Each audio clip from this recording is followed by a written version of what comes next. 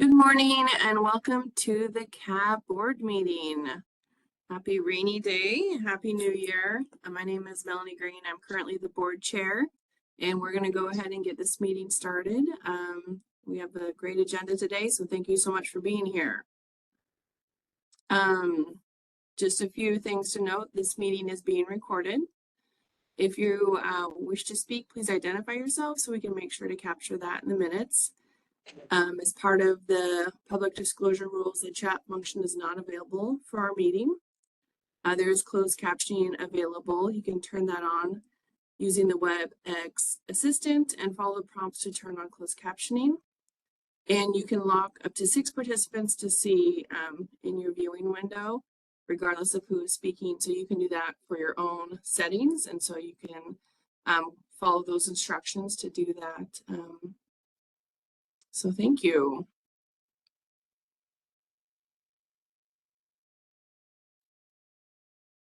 Can you move to the next slide, Abby?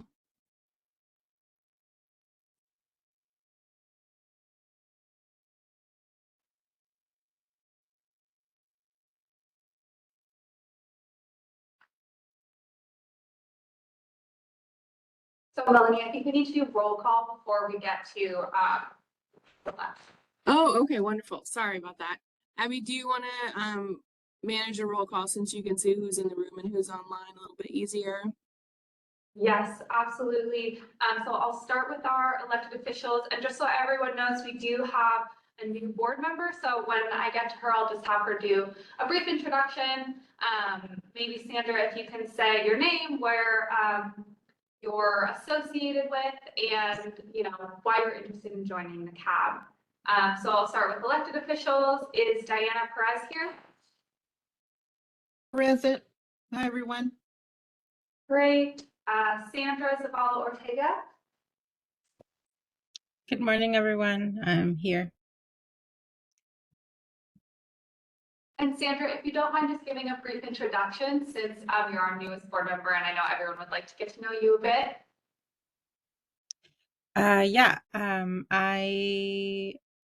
Just a little bit about me. I've been on the school board now for 4 years. I'm going up for re-election this coming year.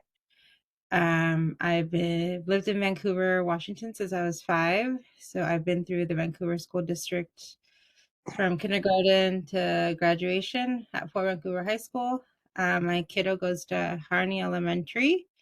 He is 11 years old, about to go into middle school, but definitely a preteen right now. And what else? I also do photography on the side, so it's kind of my fun business hobby that I do. And the reason I was interested in serving on the CAAB is I'm also part of the Ledge Committee through the Washington State School Directors Association. I'm also one of the DA district area representatives. And I've just really enjoyed serving my community and being able to see how I can support locally within the county, and being able to also bring the issues that are happening in our district. Thank you. Happy to be here. Thanks, Sandra, for that great introduction. And I know we're all really excited to have you on the board as well. All right, moving on, Rob Perkins. Here. Great. Ernie Suggs.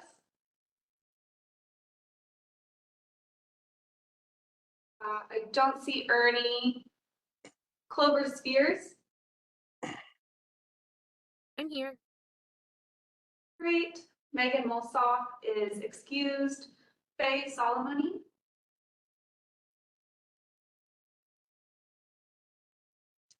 I also don't see Faye. Amy Rourke. Yes, I'm here. Lily Padania. Here. Nikia Hunter. Present. Melanie Green.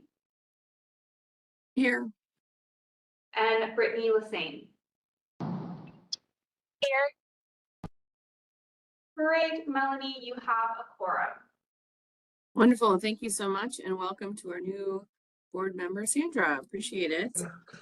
All right, we are gonna start with the election of executive officers. This is open to all board members who've been appointed for at least 1 year. The term is a 3-year position. And our current executive team is myself as chair, Melanie Green. I've served in this position for 2 years. We currently have a vacancy for vice chair, and Rob Perkins is currently serving as secretary, and he's been in the position for 2 years as well. So we've received some nominations, chair, Rob Perkins, vice chair, Melanie Green, and we have yet to receive any nominations for secretary. So I'm going to open the floor to see if we have any nominations for individuals to serve in any of those 3 positions. And hopefully we can hear a nomination for secretary so that we can fill the entire board seats. So I open the floor for nominations.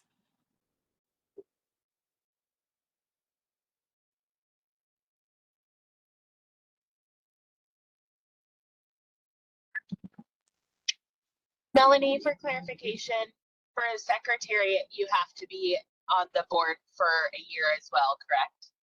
That is correct. Yeah, that is currently in our bylaws. Okay. Yeah, thank you.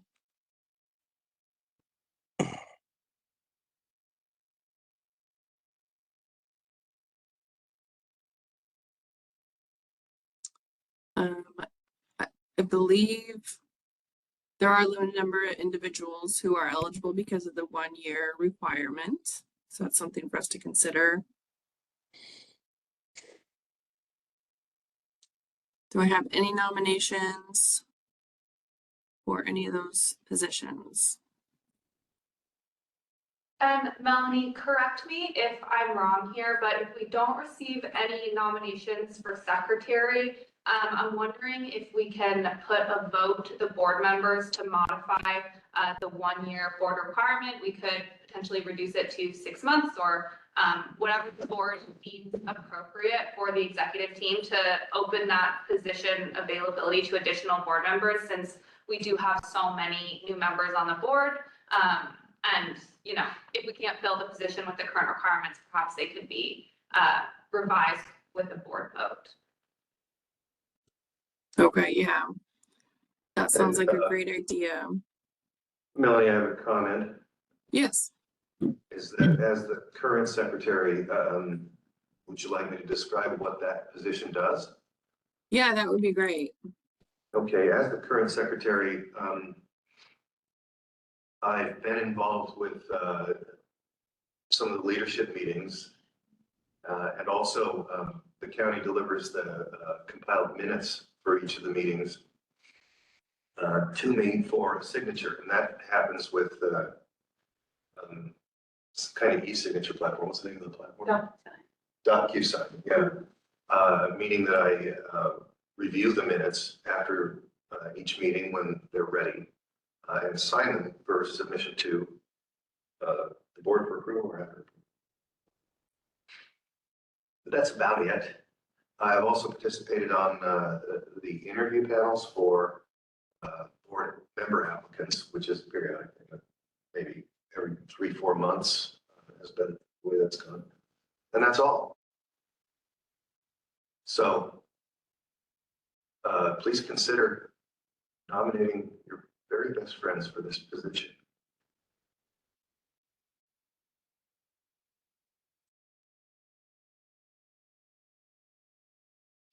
I think it's right, you take the minutes, you write the minutes, and you read them. Writes the minutes.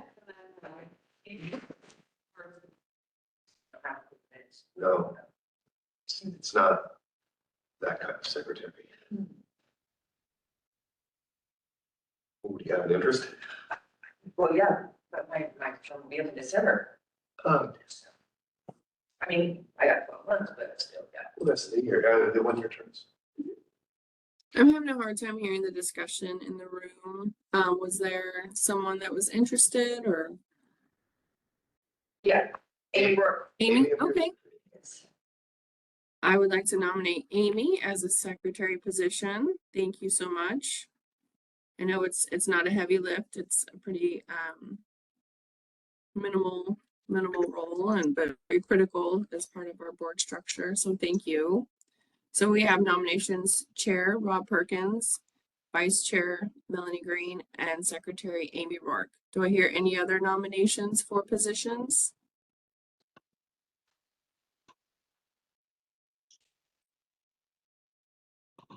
Okay. Hearing none, can I request a motion to make a formal action item to bring forward those nominations as stated? Move to bring forth those nominations as stated. Thank you, Faye. You're welcome. Can I get a second? Second. Second it. Thank you, Amy. You can I say. didn't know. All right, so hearing a motion to confirm the nominations that we received, can we do them as a set of three, or do we need to do each individual one? So since there's only one nomination for each position, we can have a motion to elect all members Okay, together, unless there's any objection. okay. So we have the motion to bring that forward. Can we get a motion to approve? I guess we need to do a vote though. So can I please, all those in, is that correct? All those in favor of approving the nominations, Chair Rob Perkins, Melanie Green, Vice Chair Amy Rourke, Secretary, can I hear all those in favor say aye? Aye. Aye. Aye. Aye. Great, thank you. All opposed? Wonderful, thank you so much. And with that, I will yield the chair position to Rob, our new chair. Thank you, Rob. Thank you, Melanie. Oh, boy. Okay, we're a little ahead of schedule. That's all right. The next item on the agenda is the approval of the November 2024 minutes. Before you should be actually two documents, right? One is the meeting minutes for November 6th, 2024, and then there are some minutes also for December 4th, 2024. Can we handle those together? Okay, so action requires a motion to approve the minutes as presented or otherwise. Is there a motion? Aye. Yes. I'm just confused, wait, hold on.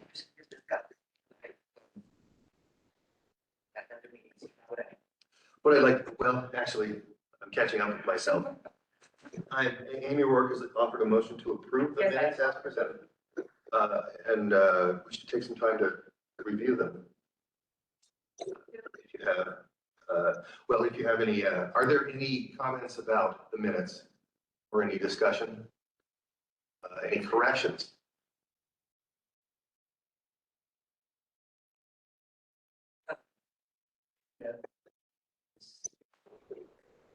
I don't really know. Spot there. So, but- It was discussed. It was part of it. Okay. Any other comments or corrections? Hearing none, we'll take a vote to approve the minutes as presented. All in favor? Aye. Aye. Aye. Aye.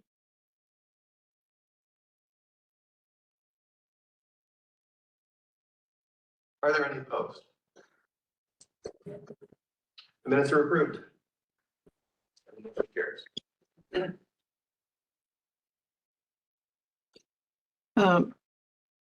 Mr. Chair Perkins, this is Diana Perez. I abstain from the November minutes.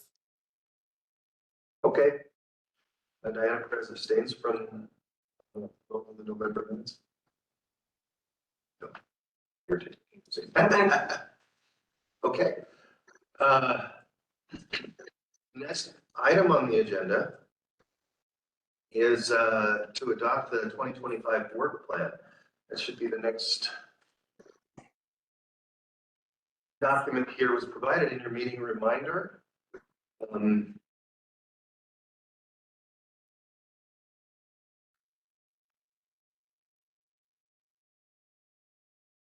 And contains a description of broad agendas for each of the meetings through November of this year. Yeah, so just to add a little bit about this, the 2025 work plan was sent out via email with the meeting materials, and there's also printed copies in the room for those who would like to see them. I'll briefly go through the main points of the work plan, but recommend reviewing it in detail if you haven't already had a chance to do so. So we have these ongoing efforts, which are listed in all of the work plans we've had for the last couple of years. And then specific 2025 focus includes increased board-driven equity efforts. And also, we are looking to publish a community action report to the community. This is something that was done consistently before I joined the CAAB, and it's something that we want to make a priority again this year. So we'll talk about this more in detail later. The work plan also includes regular program updates by providers at each meeting and a finance update in May and November as usual. An important item to note is that the CAAB will be reviewing requests for applications this spring and hearing presentations from program applicants. So those will be occurring in March and April. So this means that we will not be having an equity training in April, and instead we'll be using this time for RFA presentations. We received a lot of applications this year. We have 36 applications for the CAAB and HCRS programs.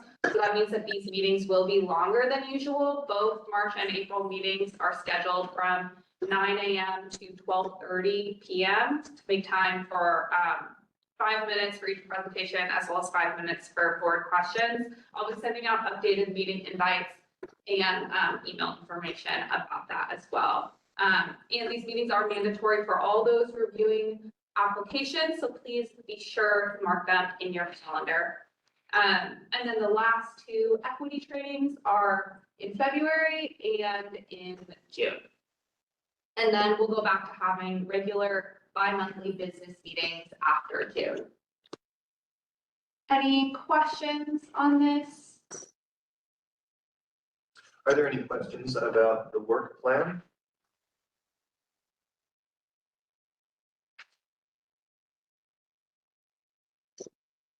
Hearing none, action will require a motion to approve the Community Action Advisory Board Work Plan 2025.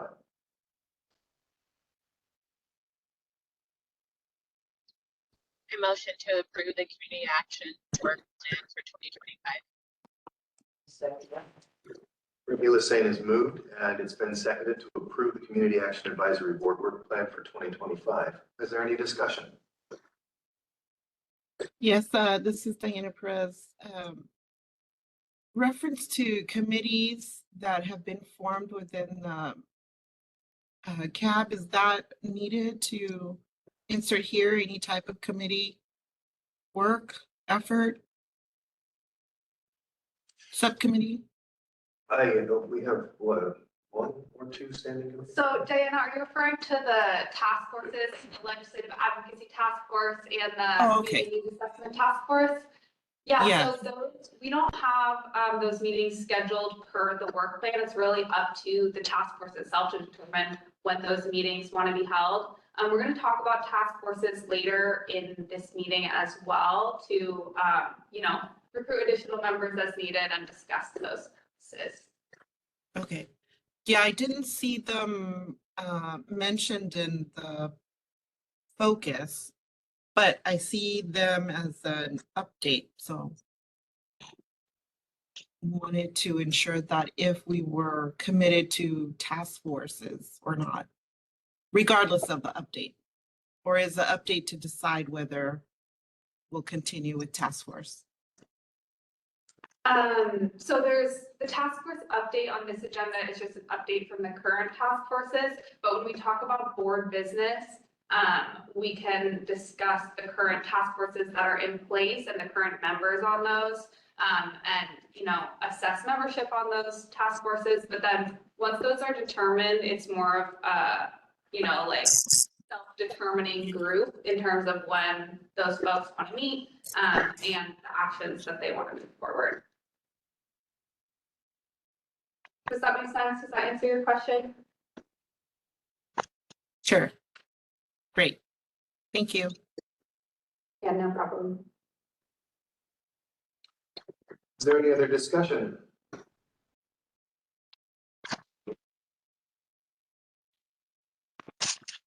Hearing none, we'll take a vote to approve the Community Action Advisory Board Work Plan for 2025.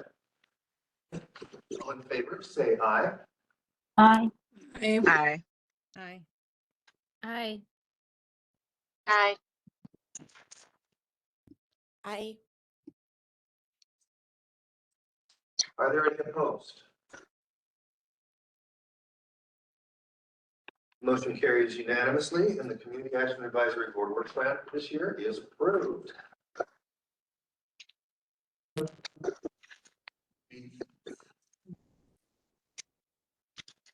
Does the computer desire to be recognized?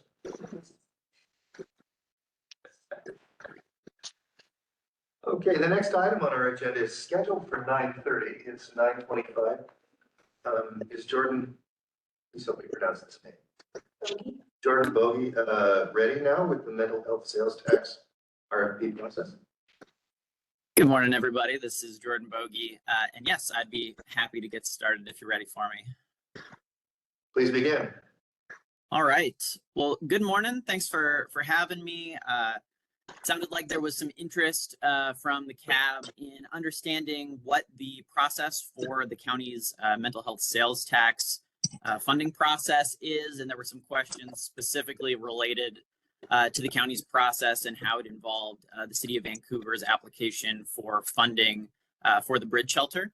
And so I'd like to give a brief presentation, kind of just talk you through our annual process and what that looks like, and then a little bit of the dynamics specifically with the bridge shelter, and then happy to chat through any questions from the group.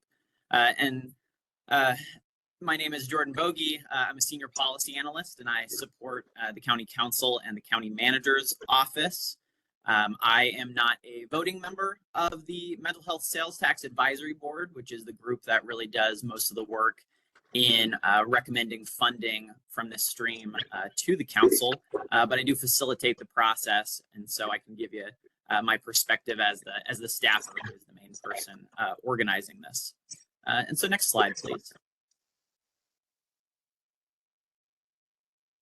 So just to give you a bit of an overview about what the mental health sales tax is, it is authorized by the state legislature under RCW 82-14-460. And mental health sales tax is actually a colloquial name. The official name, if you go to search it in the RCWs, is a sales and use tax for chemical dependency or mental health treatment services or therapeutic courts. Which is a bit of a mouthful, so that's why we go with mental health sales tax as shorthand.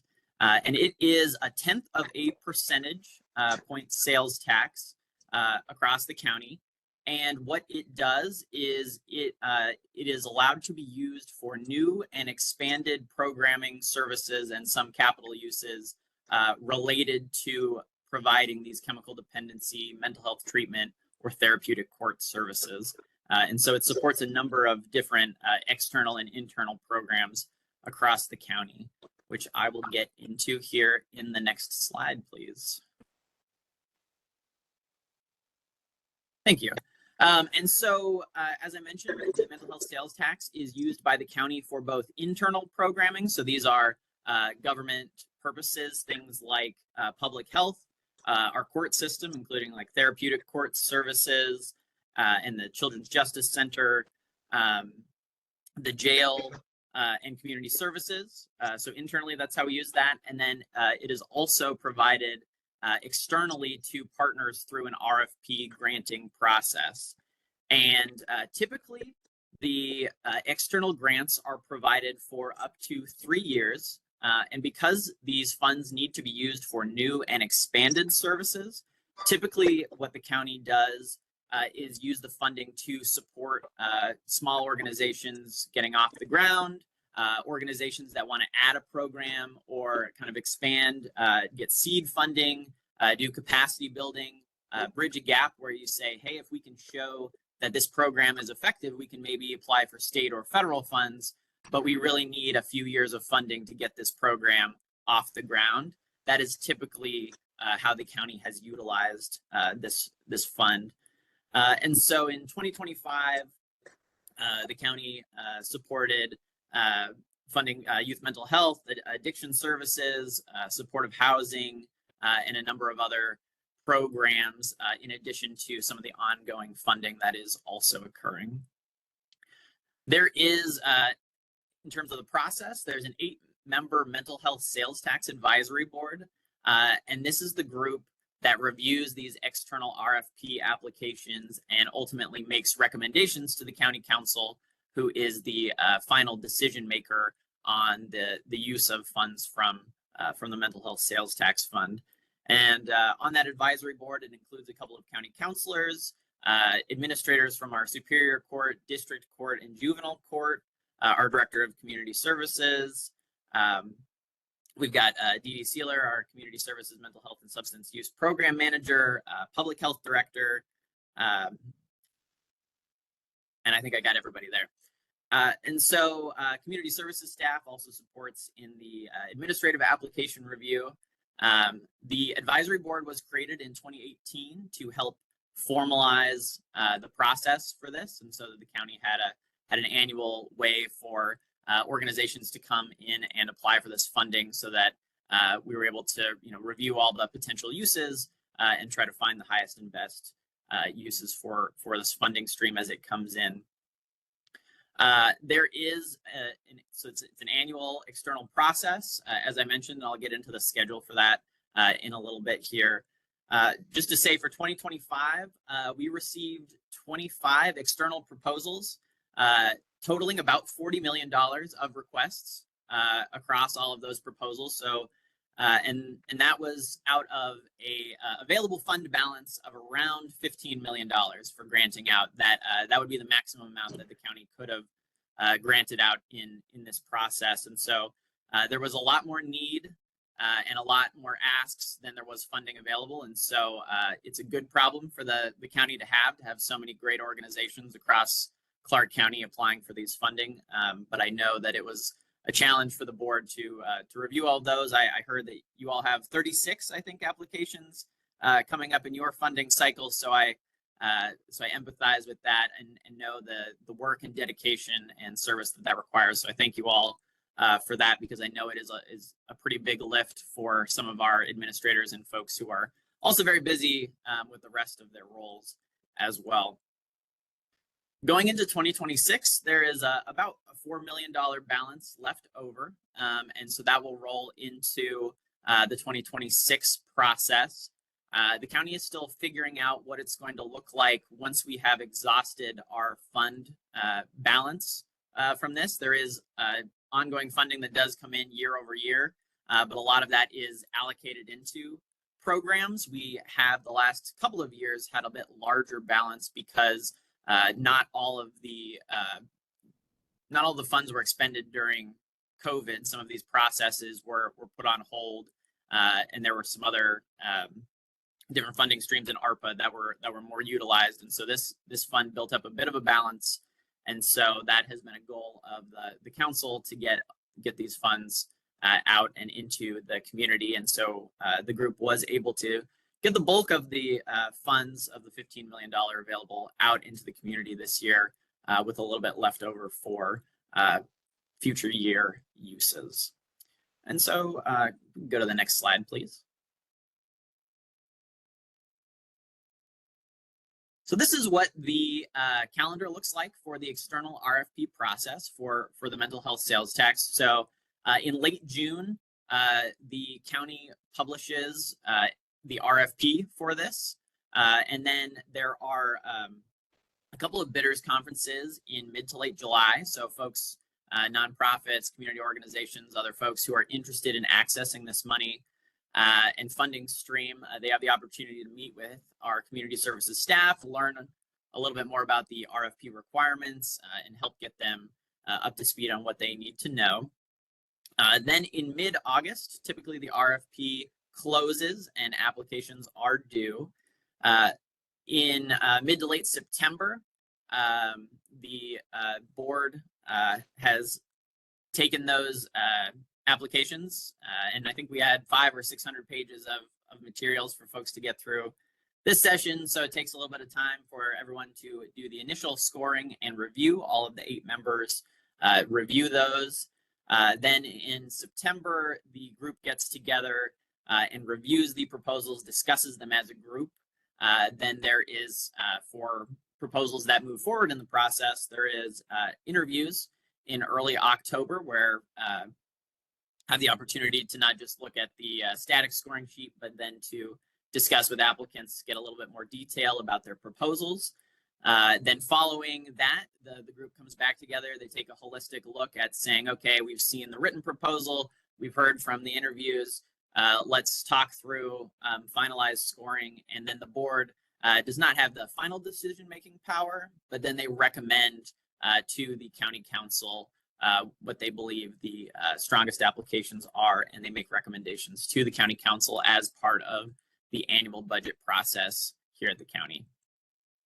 Then in November, we send notices out to the RFP applicants. They'll see if they've been recommended to move forward, that they are in the budget as a recommended item. And then in December, the county council makes their final determination on the budget, which includes these recommendations. And then in December, we also work, our community services folks work to execute contracts with the applicants so that as of January 1st in the following year, they can begin to receive those funding for the purposes that they've applied for. And so if we can go to the next slide. So I know there was a question about, where does the city's bridge shelter application fit into this? And so just to give you a little bit of a sense of that timeline. And so in June of this year, Vancouver City Manager Eric Holmes sent over a letter to the county council, and that was a request for approximately $26 million over 10 years, with about $6 million of initial capital cost request, and then $2 million plus factor of inflation over the next 10 years. And that amount was more than the currently available funding in the mental health sales tax fund, but the council was interested in potentially utilizing mental health sales tax funds for this. And so there was a bit of a discussion. There was some thought initially that maybe we would try to expedite the RFP process. Unfortunately, the RFP process is as you know, there's a kind of a strict timeline that has to be followed. And as I noted, we had about 25 other organizations applying as well. And so ultimately, the decision was made not to throw a wrench in the timeline for all of the community for moving these funds. And then council also did not want to do a separate standalone process to allocate this funding. And so they requested that the city utilize the existing mental health funding process. And in that process, Vancouver was a finalist as well. They applied for the mental health sales tax funding. They changed the request to be 3 years of operating budget for 2025, 2026, and 2027. And so the board weighed the different requests that we got in, including that, and the advisory board did not recommend funding the bridge shelter in this cycle based on that application. And I do also want to say that I understand that the city right now is looking at a mid-2026 opening for the bridge shelter. And so I would just also reiterate to folks that there's an opportunity for Vancouver to apply again in the 2025 process here. And I'm sure that there will be more details available about how the operations of the shelter are going to work as we get farther along in the calendar. And so I do imagine that they'll be competitive for funding again moving forward for 2026 when the shelter opens, and perhaps subsequent years of funding for operation as well. And I know that the county welcomes the city to apply for that again. And I know that we want to be collaborative and partners to them to the extent that we can as well. So that's kind of a high level of overview of what the mental health sales tax is, what it funds, and how the process works, and how the timeline with the city's bridge shelter request for those funding, for some of those funds worked. And so I would happily welcome any questions or conversation that you'd like to have about this process. And thank you for your time this morning. Thank you for your presentation. Are there any questions for Mr. Vogie? Looks like Faye has her hand raised. Okay. Go ahead, please. Faye, you're muted if you're trying to speak.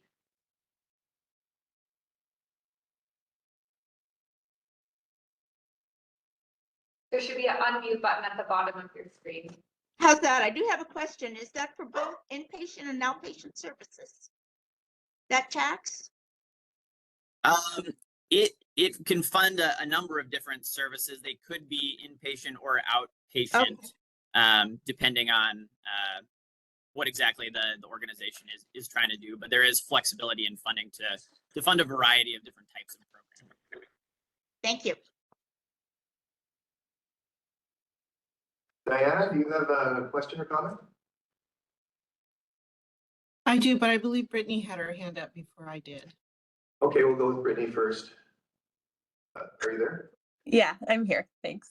Okay. I had a question about the last part where you were talking about that you had encouraged the city to apply for future funding. I was under the impression that applications had to be new projects, and that if you submit, that you can't resubmit a project because then the project is not new. Is that incorrect? So that they would be eligible to reapply, as I understand it, because the bridge shelter is still a new program. It has not begun operations, so this would not be a supplanting issue. If the city were to come back, this project hasn't started.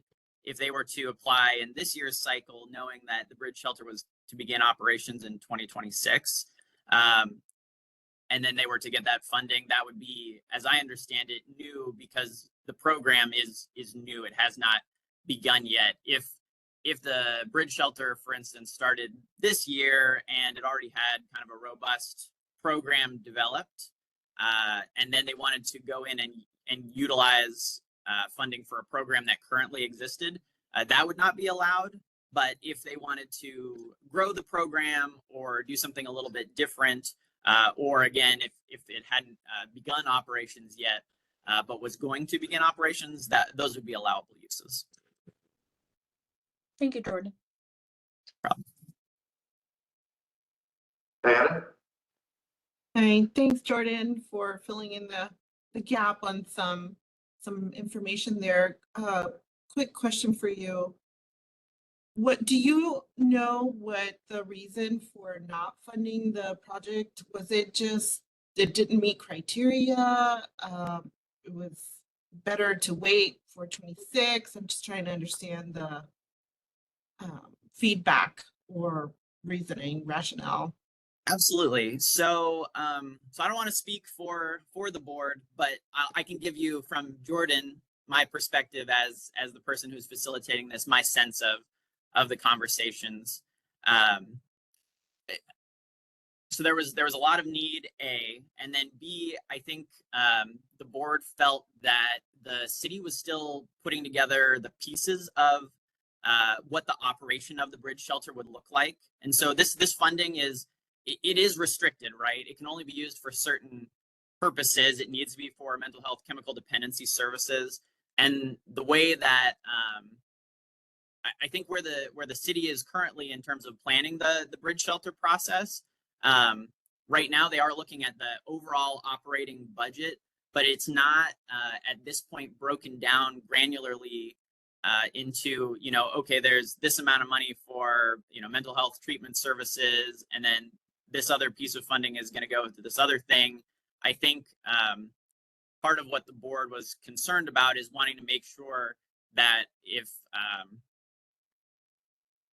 because we have to manage these contracts essentially and put the make sure the money is being used for the correct purposes. I think there just was some detail that that the board felt was still a little bit lacking in terms of feeling comfortable funding in this cycle. Now, I know there had been some conversation too that the council could decide outside of the RFP process to allocate the money in a different way, perhaps via like an interlocal agreement or something else. I think there's nothing stopping the city and county from working on an agreement like that as well. But if it was to be used for operational purposes and through the mental health sales tax kind of process, I think there was just a bit more information that would help the board feel comfortable that we know where the money is going, we know kind of exactly what the parameters of it are, and that would give us confidence that that the money is being utilized as per RCW, basically. I see. So just not enough level of detail for specific programs, and I guess the timing of fleshing it out a little bit better. Yeah, and this is me just editorializing in this comment right here, so don't take this as the board's. But I think because the shelter is not opening until 2026, I do kind of think that it's better that the city did not receive money in 2025 because the ask was for operating dollars, and you wouldn't need those operating dollars in 2025 if the operations aren't happening yet. Gotcha. Okay. Thank you. Amy, Is there a way to see what the mental health sales tax has funded? Yes. So you can go onto the county council website, and on that page on the sidebar, there is a mental health sales tax funding advisory board tab. If you go to clark.wa.gov, and then there's the Clark County Council page. On the side, there is a tab that talks about the Mental Health Sales Tax Funding Advisory Board. And there you can find both, we do like annual reports. So you can find the 2023 report and see everything that the mental health sales tax has funded. And then if you look at our meeting minutes, you can also see a little bit, you can see the other things that were funded this year, since the report does take a few months to put together. So we'll get the 2024 report done probably sometime like end of first quarter, early second quarter of 25 here. But you can see the various programs that were funded if you look in the meeting notes, or you can go back and watch the council budget meeting as well. But that one is a little bit longer. So if you're looking to just see like a written list, I would advise going to the meetings documents page on the mental health sales tax tab on the county website. Okay, and so is each county have different rules about what they can use it with? Because I know Cowlitz County in 2017 used theirs for like police for the jail body scanners, and then I guess a lot of it funds the annual budget at the court. So I'm just wondering if each county is different. No, the purposes of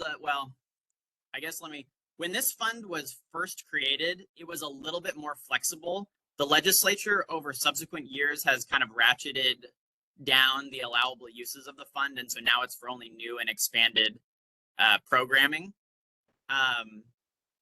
There's some flexibility. So like, for instance, one of the things that the county did fund is specifically we provide mental health treatment services in the county jail, and some of the funding is used to help support some corrections officers who specifically support treatment services for those who are in the jail. And so there is some flexibility there, but everyone is under the same set of requirements legally for this. Okay.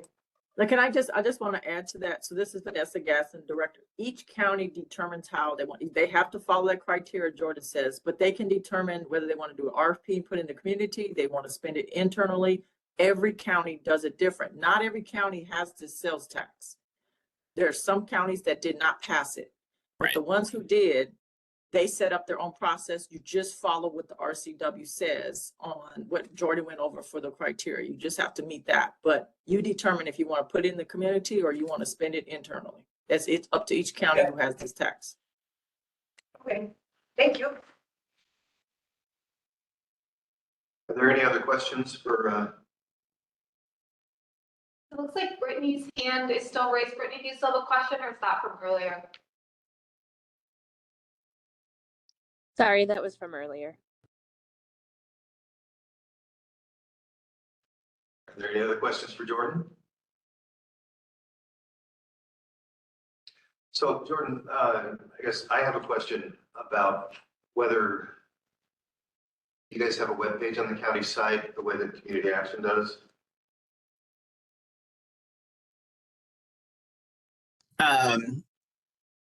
So yes, I mean, there is a mental health sales tax page on the website. It lives under the county council page.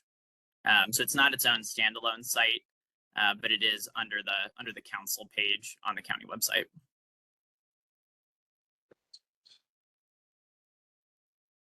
Okay, thank you. I don't see any other comments or questions for you. Thank you for coming in to present to us and to explain the context behind the decision-making process for this particular and how this impacted the bridge shelter. Appreciate it. Wonderful. Well, if there's ever anything else I can answer, I'm always happy to come back. Feel free to email me anytime. My email is right there on the county page, and it is first name dot last name at clark.wa.gov, jordan.bogie@clark.wa.gov. I'm always happy to answer questions, or if you're trying to get connected with the county council at all, I am kind of our main policy person, staffer. So if you need to get in touch with them, feel free to reach out. And I try to make myself as available as I can to make sure that we're connected with the community and doing what we need to do. So thank you all, and hope you have a wonderful Friday. Have a great Friday. Thank you. Okay, the next item on our agenda is City of Vancouver Affordable Housing and Homelessness Update. We're 10 minutes ahead of schedule. Is Samantha available to begin? Good morning, I'm here. Morning, Samantha.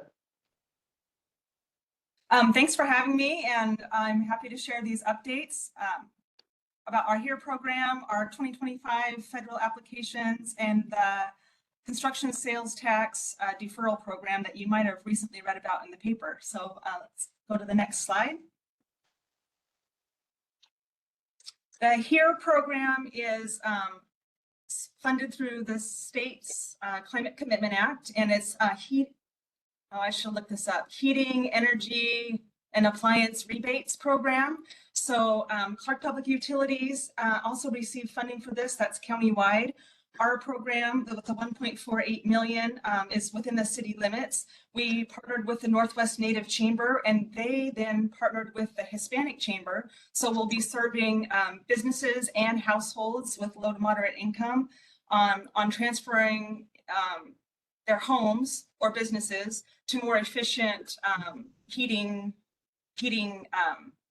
items, appliances. So the list is on the slide, and they have just finished developing their outreach materials, and they are just finalizing their application. So that'll be available online, and I can share out that link. We'll be communicating and making sure that people are aware of this opportunity.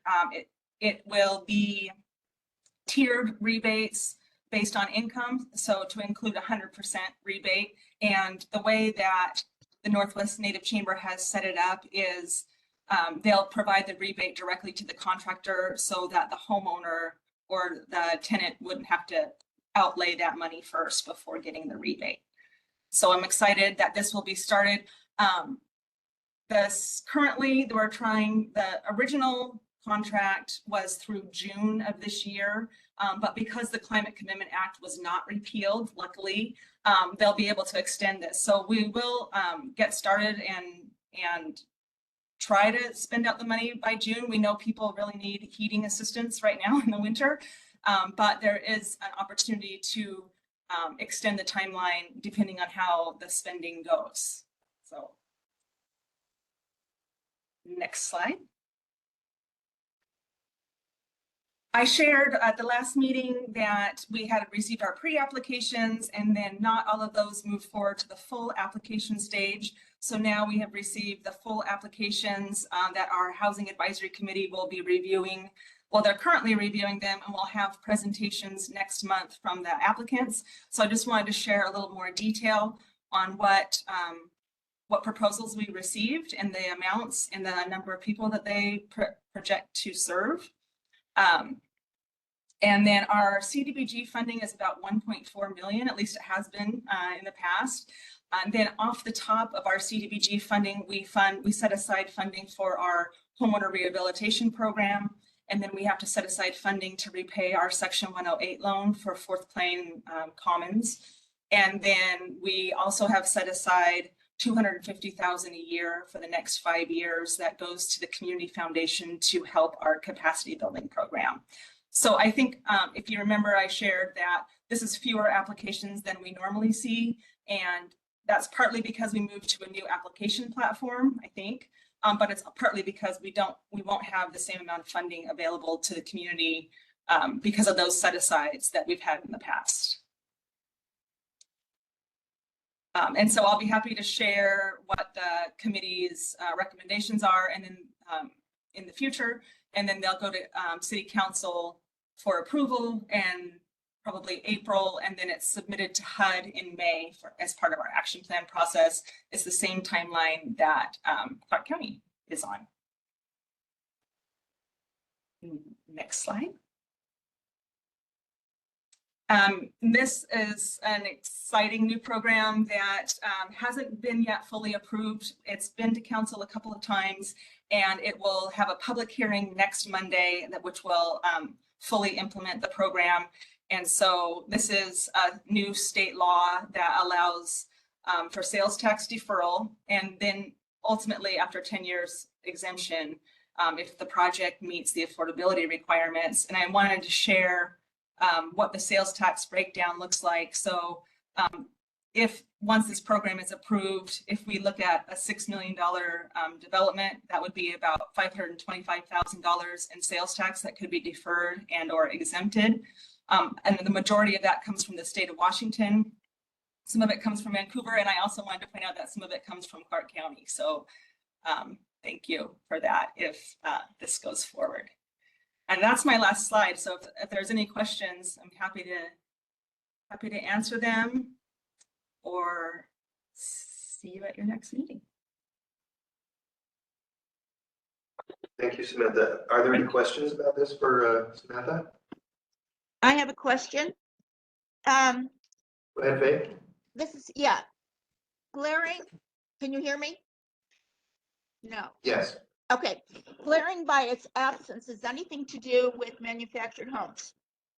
You realize in our park, at least 90% of the residents are over 65. It's a really important group of people, and I don't see anything in here about manufactured homes, only stick homes. Is there any? Is that a question for me? Yeah, is there any projection to help that part of the housing industry? Our homeowner rehabilitation program does help manufactured homes. Okay, great. Thank you. Any other questions?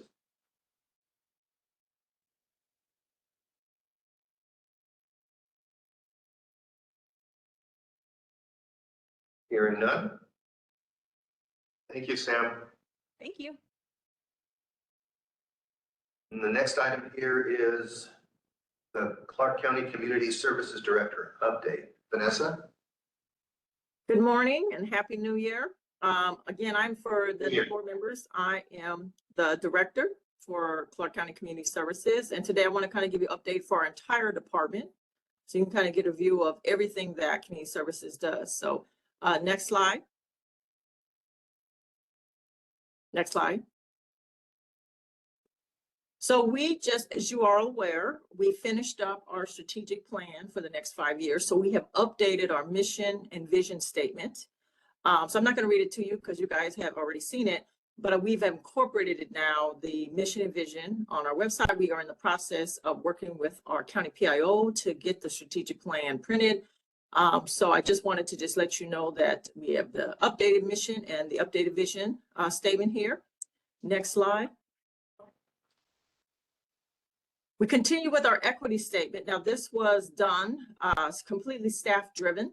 We have an equity team in our department and they worked with all staff to actually create this equity statement. We believe in diversity, equity, inclusion, making sure we address issues of institutional structural racism, but all forms of discrimination and bigotry.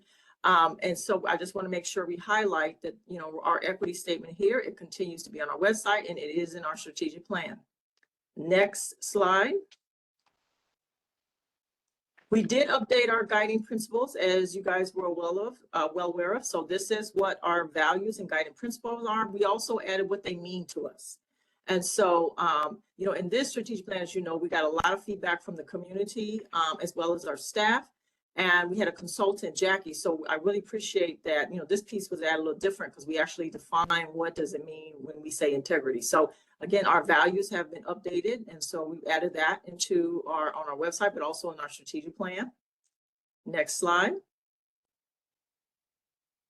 Just to tell you a little bit about our department. Currently, we have 34 FTEs. We operate on an annual budget at the county. So our budget has grown quite a bit. So we right now have about $73.4 million annually.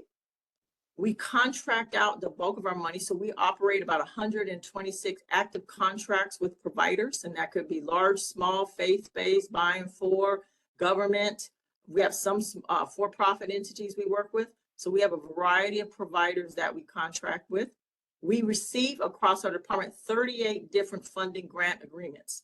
So that's whether it's federal, state, or local money, 38 different sources of funding coming into my department. I am not a county general fund department. We get our dollars from other sources. And as I mentioned before, most of our funds, we do not do a lot of direct services. I think the only area is our youth house, but most of it is out in contracts to our providers to deliver services to our communities. Next slide. This is just a pie chart, as I mentioned before, where we get our funding from. So as you can imagine, most of it is coming from the state and federal government. Local is usually, that is your millage for your developmental disabilities, the veterans, mental health, the document recording fees coming from there is part of the local. There's some fees for like domestic violence that comes through there. The other really is the opioid settlements, the lawsuits. Clark County was a part of that. So my department manages that. So the other one is kind of like those unique type of funding that we just really receive. But this is the pie chart for community services and where we get our funding. County general fund is probably 1% or less of funding that we get in our department. So next slide. Just to give you a breakdown, we have three main areas that we have 3 units. Actually, I have 4 units. One's the business unit, but the other units is the unit that Michael supervises, which is the Community Action, Housing, and Development. That includes quite a bit. So it includes the CAAB, but it includes the veterans, it includes the HUD programs, it includes the energy assistant programs. So this is he has the biggest budget by far. The next one is the behavioral health, that's Dee Dee Sealer. Any of the mental health sales tax or anything, she manages the opioid settlement funds, and any of the millage from the mental health property tax that falls underneath Dee Dee Sealer. And then our next unit is the developmental disabilities. Their money mostly comes from the state, and they do the employment for people with intellectual developmental disabilities, babies to 3, and then also the information and support. So these are our 3 main units that make up Clark County Community Services, and in them are multitude of and lots of different funding sources. Next slide.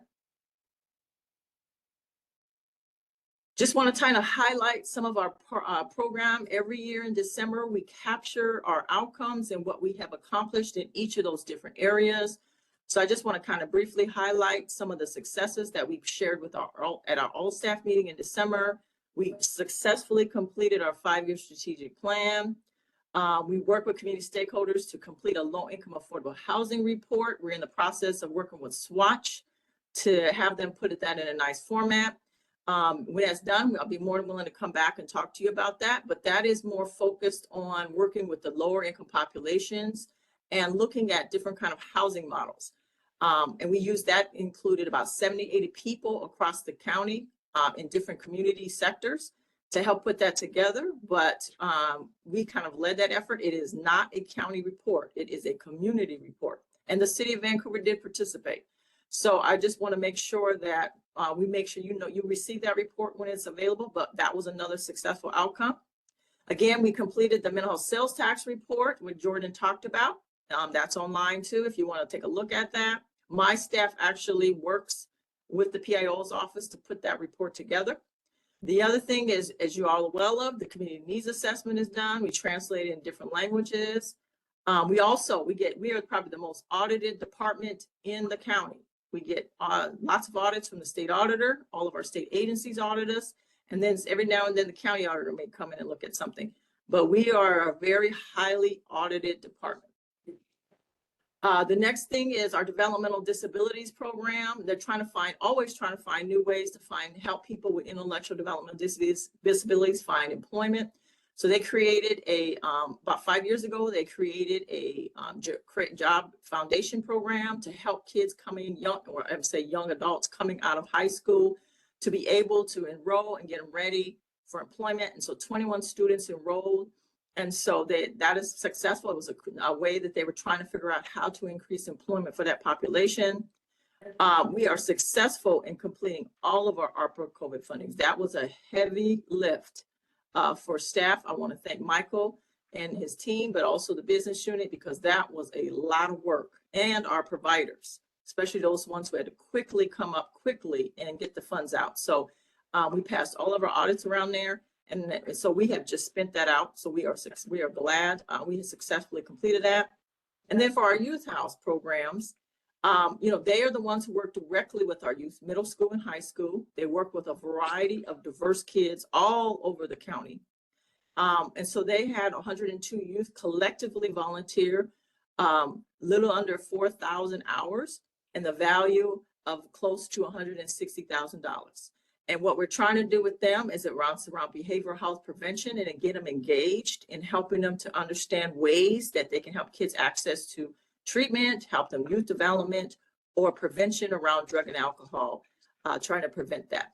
And so they also do a hotline to help kids who are just wanting to talk to another peer-to-peer kind of model. So they have quite a bit of youth who volunteer over at the youth house.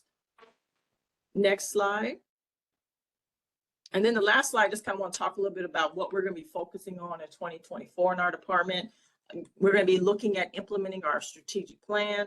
I've asked every manager and staff to include in their evaluation a goal, focus for them of how they plan and where they see themselves in the strategic plan, and how they plan to start moving forward to implement the elements of the strategic plan. So we will start moving forward to actually putting this to work. It is a living document as we move forward. I am going to take my staff through lean principles and processes again. We did it in the past. We got some new staff, but we're realizing like there's a lot of changes coming that we need to be thinking about how do we do value added work and not try to do extra work that may not be necessary. So that is something I'm going to be focused on. And then the county will continue to do lots of changes, whether it's some mergers or changes with the budget. We're going to be facing some budget challenges with county general fund. I do have about 1.2 million in our budget. We are not exempt from any budget cuts when it comes to that. So we would need to be prepared for any of those changes that come our way. So whether it is changes in how staff operate, changes in how the county operates, changes in policy, changes in county council priorities, budget cuts, we need to be ready to implement and adjust to that. So with a new county council on board, We expect that there will be some changes in how they operate. We also have a new governor and legislature. We get most of our money coming from the state. So any changes coming from the state agencies we need to prepare for. And then we have a new federal administration, new president, and we do get some federal dollars. So any changes coming that way. So we've got a lot going to be being focused on. What I will say is, I think I heard a question earlier about during a legislative session. You know, the CAAB is one of, I believe we have 6 advisory boards that help. They're appointed by the council and they help to kind of guide the different programs across our department. The CAAB, you're part of a network of Washington State Community Action Partnership, community action agencies that have years focused on social justice and anti-poverty work. And so they have a legislative agenda that has come out. We encourage you to participate in that as you feel comfortable and see fit. I will say staff, we are not allowed to lobby or advocate. That is the role of county council, but advisory boards are. So just let you know, if you would like to have anybody from Washington State Community Action Partnership come talk about the legislative agenda, just let Abby know and we can connect that to the folks up in Olympia. So that is all I have to present. Is there any questions for me? Any questions for Vanessa? Vanessa, this is Diana. Thank you. Sounds like a great wrap up and great report. And I think it's important that you're acknowledging all these different changes at different levels and preparing for that internally. How do you see that impacting our local community? For example, the federal funds, you know, the significant changes that are probably going to come from that potentially. And then that prioritization. Do you see a cut in the number of advisory boards across the county with any changes in funding? Do you see a need for a change in some of the criteria? I'm just trying to think about potential changes in processes and functions. For us, when it comes to federal, you know, where we get our direct funding is going to be the HUD funding. So we get a lot of the direct funding, and then some of the federal funding will go through some of our state agencies. So whether it's Medicaid, but that comes down to a block, that comes to states in a block grant. But there might be some federal grants, such as Commerce gets the energy assistance, and that comes to the community action agencies for us to manage. There could be cut in funding for that. So we've been through this before, where we've had, you know, cuts to federal funding.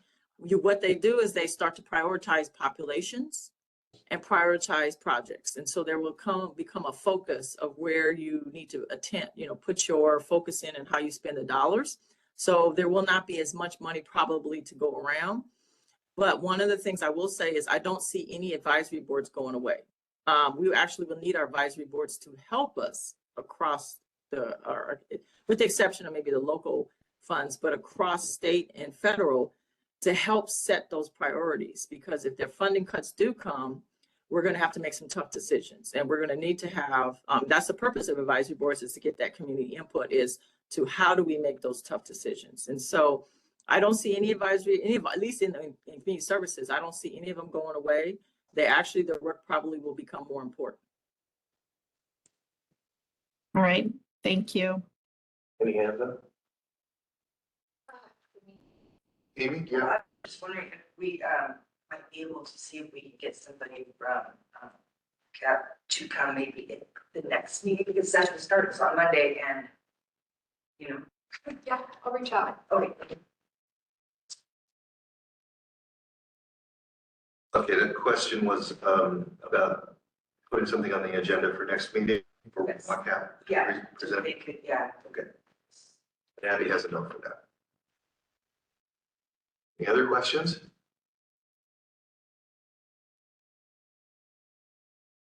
Well, thank you, and I welcome. Melissa, thank you.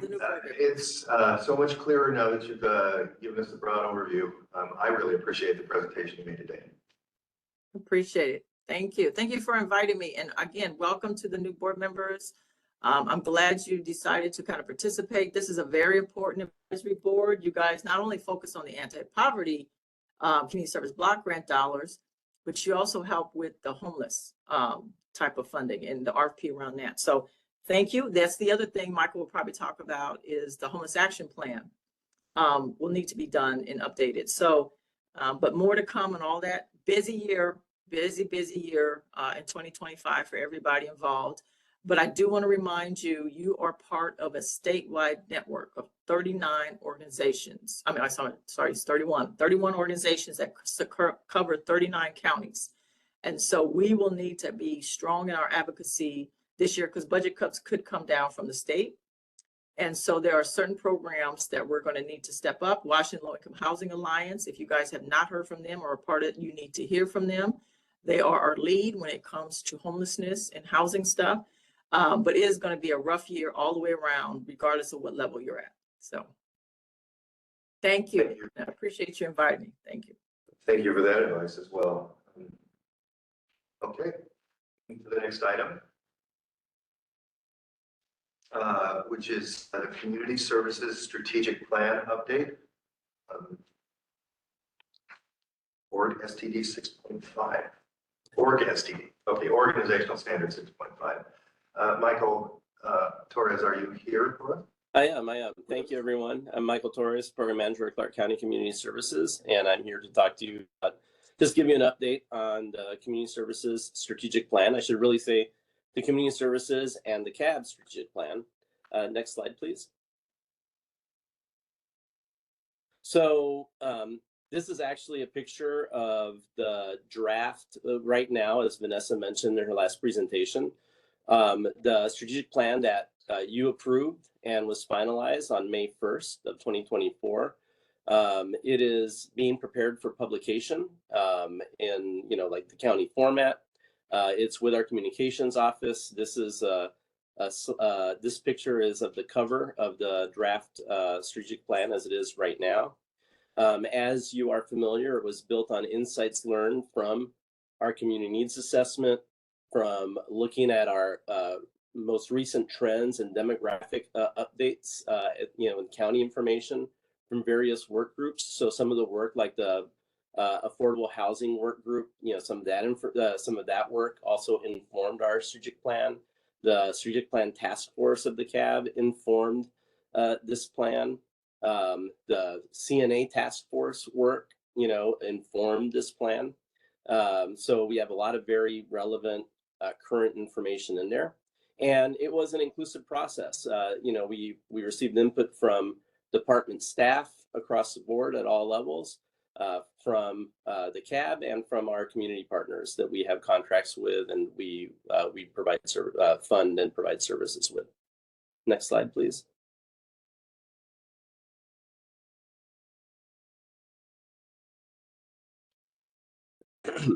So in that strategic plan, these are the areas of focus for our department. First, we are really looking at outcomes, funding programs with defined outcomes, meaning that there are tangible, meaningful, positive impacts of the programs and the services that those programs provide on the people that they are serving. So we want change. We want positive, tangible benefit that can be measured out of the programs and the contracts that we have in place. We also have an area of focus on data-driven decision making, so that we have a better understanding of what our community needs are. And based on that understanding, we are effectively allocating resources, that we are having those discussions at the CAAB. So when you receive, just looking at your, looking at the RFA that's in place right now, when you receive the proposals, you have an understanding. We've had the community needs assessment. We're having discussions about what the needs in this community are, and when you're making decisions about which programs you want to recommend for funding, you have a basis on which to make that recommendation. Equity and inclusion, we are very much focusing on what are the disproportionalities, the disparities in services, and the racial disparities that we're seeing when the different services that are being funded with our service providers and our systems of care. We want to improve.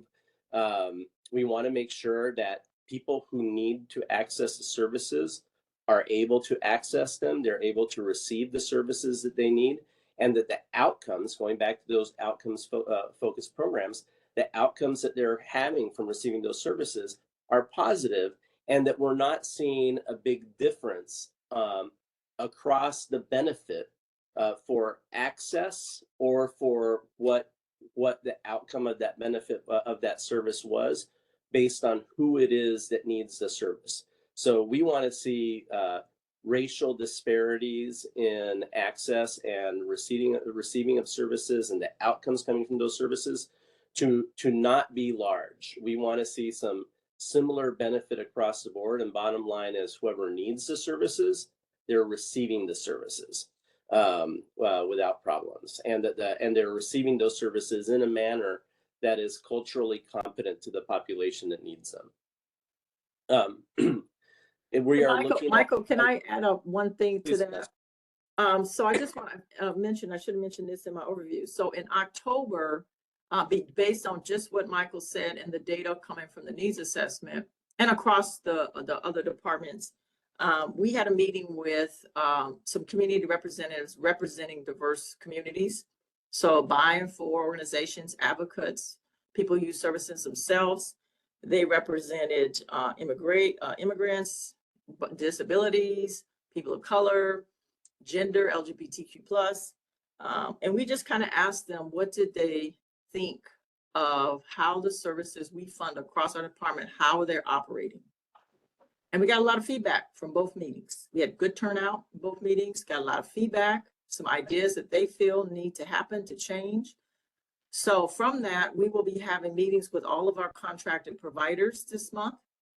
First one is on Tuesday to talk about that feedback and share it with them and start coming up with strategies to address how to better serve these diverse communities, which many of them are not getting served appropriately or even at all. So I just want to add that as part of our strategic plan, we take that very seriously. And we will be working with our providers as we continue with our staff to better understand these disparities, but also how to better serve outreach and make sure that whatever services we fund and we provide actually is client-centered and addressing the needs of the various communities. So I just want to add that point there. Thank you. Thank you, Vanessa. And I thank you for making that point, because I do want to, I hope it is evident to the CAAB. But when we do the strategic plan, it's not just a document that sits on a shelf. Very much like when we talk about applying an equity lens to the way we do our work and shape how we are doing our contracts, how we are doing performance measurement, how we are evaluating what the benefit is. We are doing it through a lens that is the framework of the strategic plan. So like in these areas of department focus, what Vanessa mentioned is a very clear example of having a focus on equity and inclusion, having a focus on strategic partnerships, having a focus on provider coordination and integration. So that's, this document is really guiding our priorities, our focus areas, and how we do our work. And I see that Diana Perez has her hand up. Go ahead, Diana. Thank you, Michael. I wasn't sure if you have many more slides to go, and we're just jumping in. So forgive me if I'm keeping you from. No, it's okay. Go ahead. And thank you, Vanessa, for jumping in. My question is, at the policy level, when you're assessing these barriers and the feedback, obviously some of them could be policy related or systems change needed. How are you capturing that in a community needs assessment or within this bigger effort of working with community to do that? And I'll use 3 examples. One is, the disproportionate impact on the Chukis community within the homeless population. Huge disproportionality there. There's cultural aspect, there's the language access, and you know, and then there's a lot of the intersection of the population with disabilities. So I think there's some vulnerable populations that are easy to, you know, look at the data and have that, but I don't see this effort to really highlight a need for policy change or new policy. Is there room for that in any of this that you're highlighting or presenting?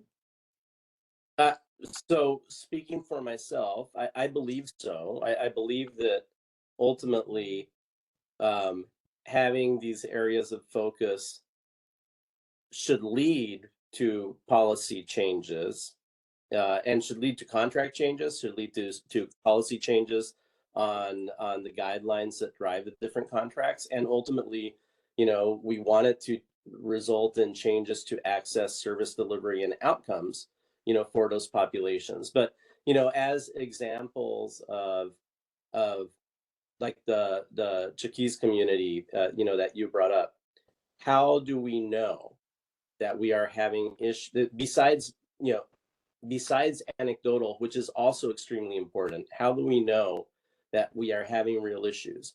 Because, you know, one of the ways is in our existing contracts, we are requiring our service providers to track the demographics and identify the disproportionality of who needs the services, who's receiving the services, and what those outcomes are. You know, so that is in place right now. The listening session that Vanessa spoke about that we had last in November and December, virtually and in person with the buy and fork, with different buy and fork communities, you know, were to tell us about like their individuals' experiences in encountering the barriers and what those barriers are to the services and how those services are delivered. You know, our next step is having that discussion with the service providers that we are currently contracted with, the mainstream service providers, to talk to them about their experience, you know, listen to what their experiences are in what are the challenges that they are having in serving these populations, to share with them what has been shared with us, and then to like develop solutions and have those solutions reflected in the policies and the contracts that are in place. So I do absolutely believe that to do this work correctly, it needs to result in those policy changes. And Vanessa, I know you want to jump in. And let me just add, sorry, Vanessa, I just want to add a little bit to my point, and thank you, Michael. For example, the second bullet and the third bullet, I think it's important to have an and to this. So for example, I am assuming it's data-driven decision-making, but part of that is also to go to that piece of highlighting issues within systems or whatever, because data can do that. And the equity and inclusion piece, I think it's important, you know, the racial disparities and language access and need for culture and people with disabilities. So I think there's an and piece that makes it more inclusive. And so just some feedback on the words that I see, because words matter, right? Especially what we put on paper. So I just wanted to offer those pieces of suggestion. Thank you. Thank you for the question, Councilor Perez. So what I would say is absolutely. Now, because of where we get our funding from, federal, state, and local, what we can do is gather it and advocate and do our best to bring it, highlight it to our funders where this is a challenge.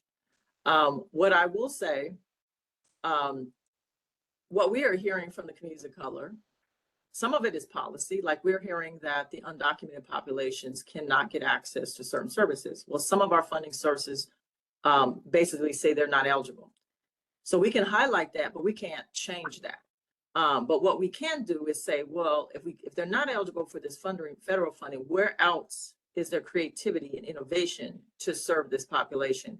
And are we actually reaching out and serving this population? And so we are trying to do what we can to be more innovative and figure out how can we, in spite of some of the policy challenges, to be able to serve the populations. And we are good at that in community services. So we are understanding policy, and we will advocate for those policy and highlight that policy. A lot of it is going to be at that federal and state level because of where our funding comes from. Where I will say what we're hearing from the communities of color is just no one's doing outreach, or if you're doing it, you're not doing it right. And then when people come there, they're having a hard time accessing the services, and they feel there's a lot of biases that are going on inside the organization. So we have to start there.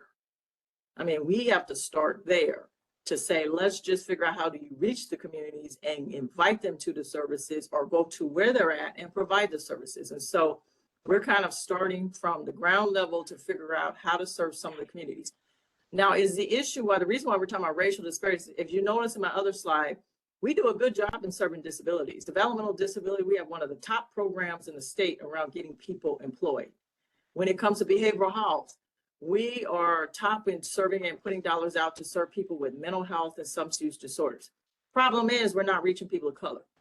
We're not reaching people with LGBTQ+. So there's specific populations, when you look at the intersection, are not getting reached. So we have to make sure we and be inclusive, but look at the data and make sure that we're trying to figure out that intersectionality when it comes across our programs. And so we have some really good staff who can do some really good advocacy. And so where we see the policy, we'll highlight it and raise it up. But this is really about, we need to figure out, we can't wait for policy to change. We got to figure out how do we do it now with what we have in front of us and be innovative about it. Thank you, Vanessa. Any other questions before I move on? Okay, next slide, please. Oh, go ahead. Was there another question? Okay, so those were our focus areas, and in our primary objectives in our current strategic plan is, we've been talking actually like, this just now, advocating for equity, inclusion, and social justice, addressing housing insecurity and combating poverty, improving behavioral health and well-being, cultivating inclusive community engagement in terms of, like, as we're doing these data-driven decisions and stuff like that, strengthening the support systems in the community, the safety net, the things that we are funding, and providing youth empowerment and development in our program. So how we're doing, like how we are doing the things we're doing is in those focus areas, and what it is that we are focusing our actions, our objectives on is in our primary objectives. Next slide, please.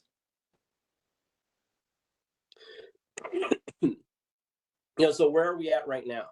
Like this strategic plan that was just approved. Like we've already discussed, the communications office is in the process of formatting the finalized strategic plan for publication. I'm expecting that to happen end of this month, beginning of next month. Like the first draft is currently being reviewed by myself, by Abby, by Dee Dee Sealer. We're going to be passing our notes to Vanessa on that early next week. Once it's published, it's also going to get translated.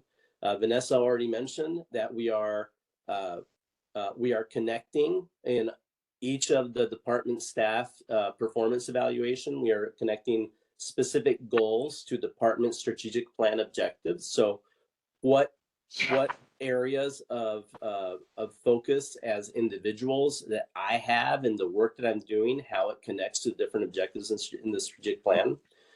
We have been and we are listing program outcomes explicitly in contracts, and all the support structures for services and providers are currently being looked at. And there are several different ways that is happening. Like one of them, Vanessa alluded to when we're talking about the listening sessions with the culturally specific communities on barriers on barriers to the services and access to services, the listening sessions with our service providers. Vanessa also mentioned we have several planning things happening during this year. We have the 5-year local homeless plan that is being developed this year. That process is starting this month. It needs to be finalized by December of 2025.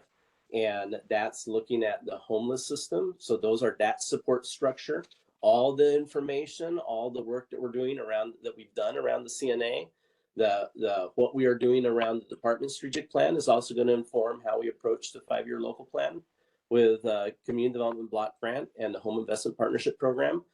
We are also in the process of doing the 5-year consolidated plan around that. So those support structures are also going to be looked at with our service providers, with our advisory boards that apply to that. And you, as the CAAB, you will see this reflected. In fact, I don't remember, Abby, if it's on the agenda when you're doing your training, if it's on the agenda for this meeting or the next one, but when you're doing the RFA training on how you're going to evaluate those proposals, you will see several slides and prompts about, how to evaluate proposals through an equity lens, how to think about the support structures. And, all of that is a reflection of the strategic plan work that we're doing right now. And as it is published. I think this is my last slide. Do I have another slide, Abby? This is your last one, except for the question slide. Yeah, so any questions that you have? Thank you. Michael, I think you answered the question that I had, is whether we would be using the equity lens in these other tools in our scoring of the proposals. Would it be possible for us to look at a copy of the draft of the strategic plan in connection with this training? Yes, absolutely. Abby, would you mind passing to the CAAB the final draft that we have from Lee? Just understand that it's not the published version yet. That's being finalized, but the content of the strategic plan is what's already been approved, that you approved in May. So absolutely.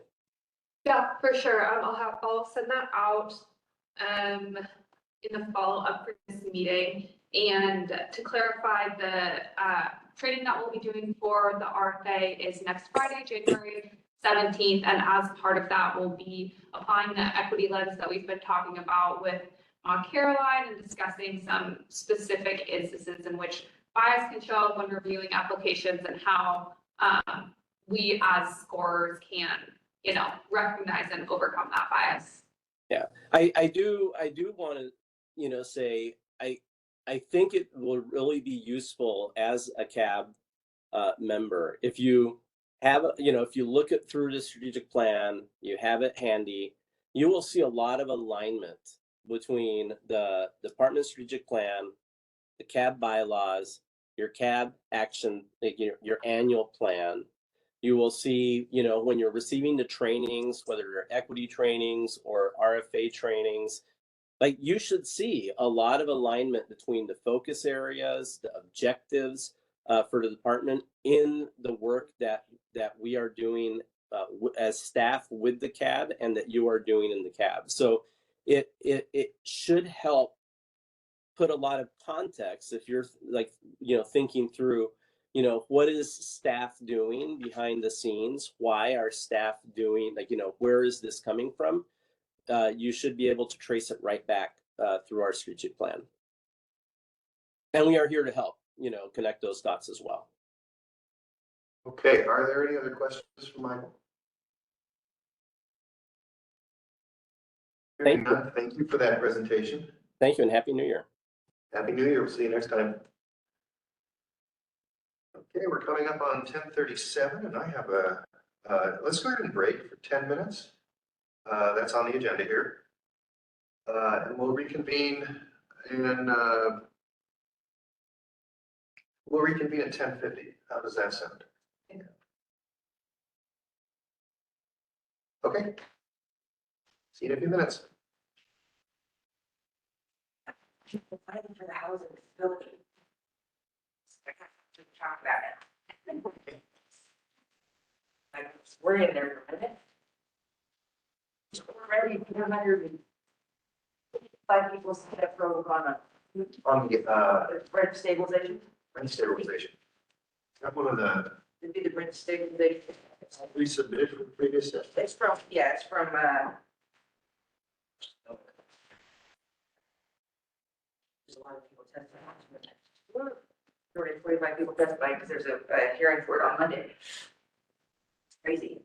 Yeah. You have a list of pros and cons.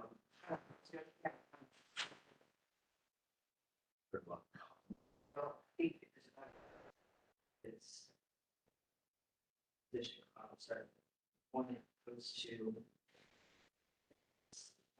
So. Goes. Right there, 200. Right, we have 200 to come on out. We're first. We're really bad. It's been in 1 second. It's. I think it's just speed. No, 1% of the speed rate. 1% speed. Change screws.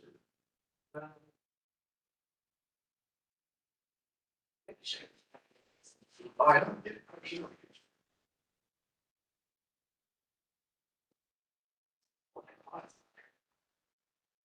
Individuals, Tim, of course. Small land. Well, yeah, I get that, but it's the same.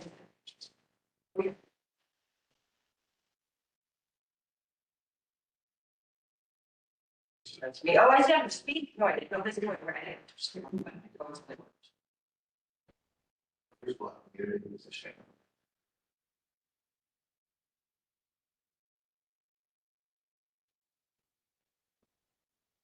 We'll get a bigger screen. Bigger screen.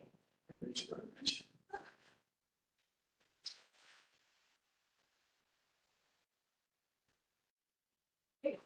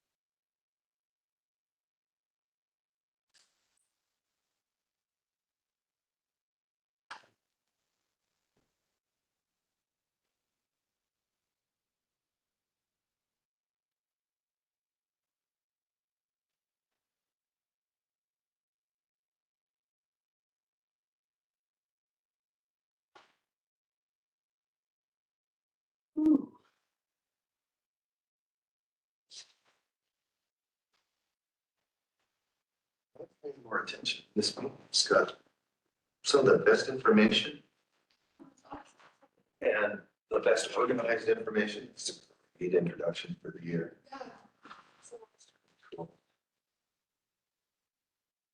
Good.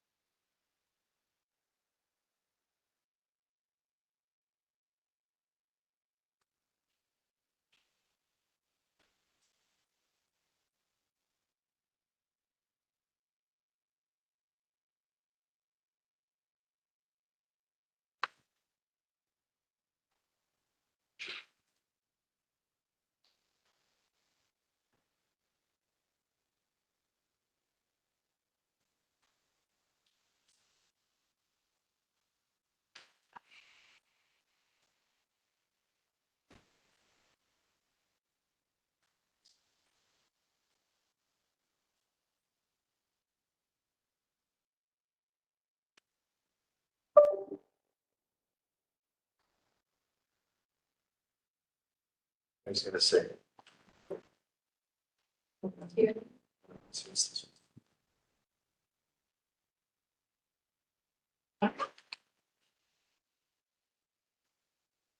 can.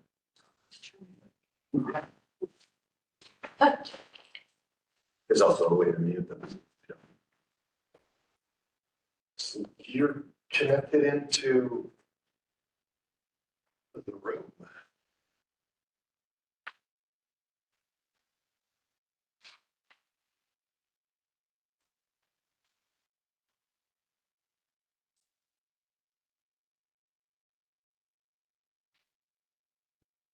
I'm gonna send you right now. That they're asking over the stabilization bill. Okay. Thanks to you.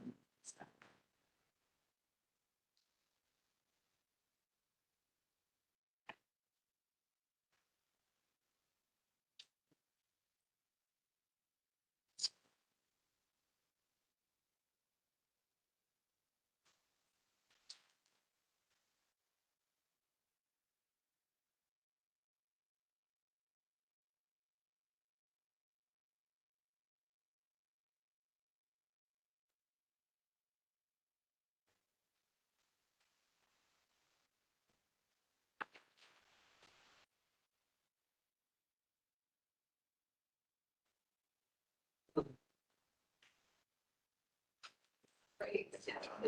It is time again. No, the speakers. Okay, it's 10:50. I'd like to reconvene the meeting for the next bit of time, way to the end. The next item on the agenda is the September 2024 outcomes report. It's an information item. Debbie, do you have it? Yes, I do. It is now shared on the screen. Let me know if anyone's having trouble seeing this. So most of you have seen this report a lot of times. I sent it out over email and also have physical copies here in the room. For those who haven't seen this report before, I'm just going to go over it in a broad overview. So basically, we present this information every quarter. And it demonstrates some of the major outcomes that the programs we fund report on. So you'll see listed on the left side in orange all of the programs that are currently funded through community action or homeless crisis response system funding. Then in green, you will see some of the activities that these organizations report on. This isn't all of the targets, but we selected 3 of the primary areas to discuss for each program.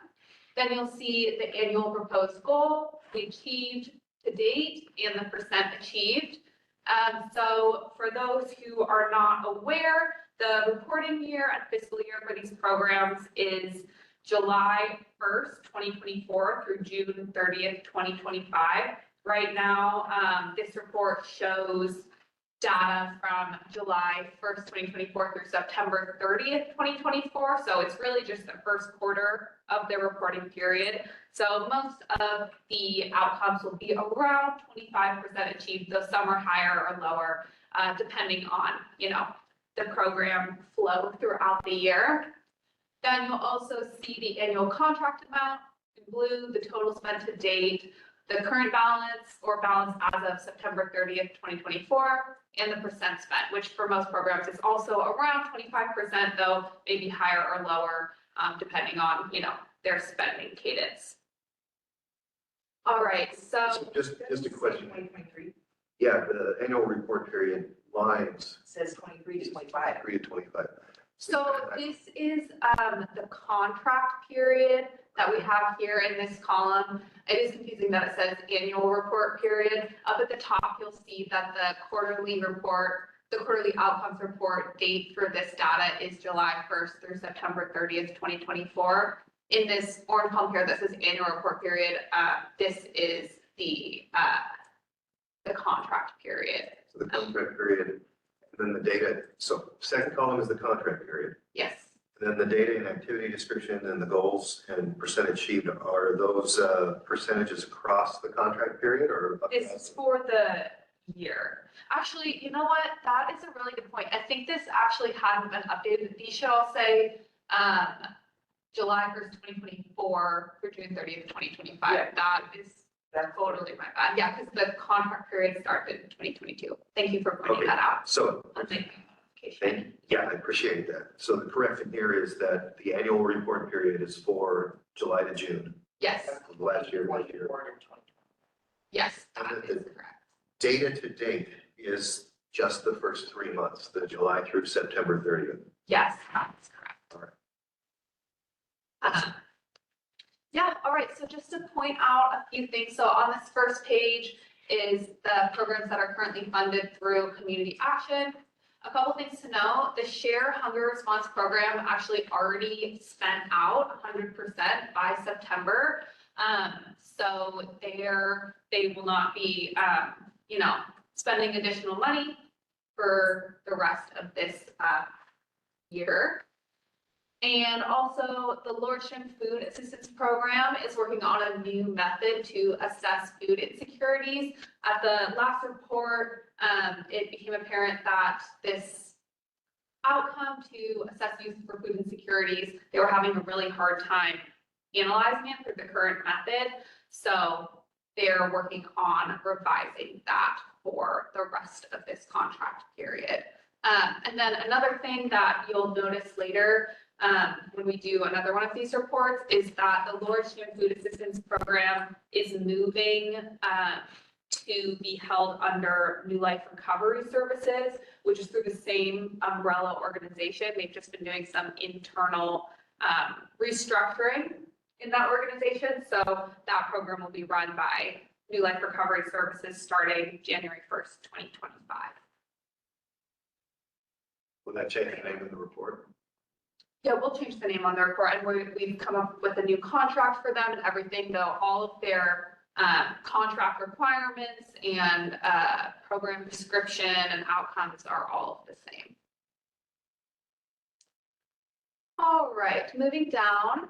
On the next 3 pages, we have homeless crisis response system programs. These are organized by funding categories. So we have system coordination and data collection, core system support, or core support services, outreach services, shelter. There's others on the next few pages. Similarly, most of these programs are about 25% achieved in terms of their outcomes and about 25% spent out as of September 30th, 2024, with a few exceptions, and I'm happy to elaborate if you all have any specific questions on those. Continuing to scroll down, just a couple things to highlight about these homeless crisis response system programs. So The Share Who Shelter program is currently billing to other grants, so you'll see on this that there's $0 spent out in terms of this specific funding. The EPROT, or Eviction Prevention Rental Assistance Programs, all of those funds from 2024 were rolled over to fiscal year 2025, the current fiscal year that we're in, because these programs, a lot of them were pretty delayed in getting those programs up and running. So we were able to roll over that funding so that they can use it for this next year as well. And there's a couple of agencies that were struggling with their reporting. So Clark County staff are working with those. Those include Kiko Washington and NIA Family Center to reevaluate how they collect data on program outcomes. So the outcomes that you see here for those two organizations may not, be super accurately reflecting the actual outcomes that they're seeing just due to the current tracking methods that they have in place. But that's being resolved currently and should be more accurate for the next report. And then on this last page here, we have some charts that show information and demographics. Oops, right. All right, some information and demographics about the people who are being served and participant satisfaction and community engagement. So you'll see in this first participant satisfaction chart that of all of the programs listed, there were 2,213 surveys sent to individuals and households that were served in this reporting period. They received 376 responses for a total of a 17% response rate, and of these, 91.5% indicated a positive overall experience. In this next chart for community engagement,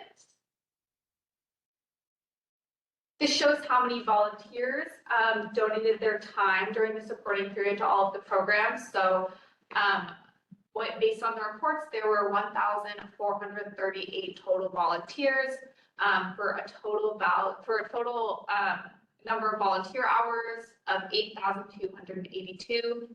Of these volunteers, 2,195 of the hours were by low-income volunteers, which comes to a total value of volunteer hours of $333,599, which is really, really incredible. These programs rely on volunteers to be successful, and we're super grateful for everyone who donates their time to keep these programs running.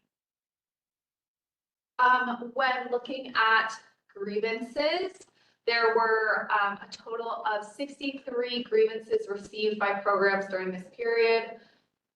Of these, 58 of them have been resolved, and based on all of the programs, there were 17% of programs with a grievance, and this is really, really normal. Our agencies work with a lot of different people. It's expected that there will be grievances raised, and so we closely follow, grievances that haven't been resolved, and will raise any red flags if we see them.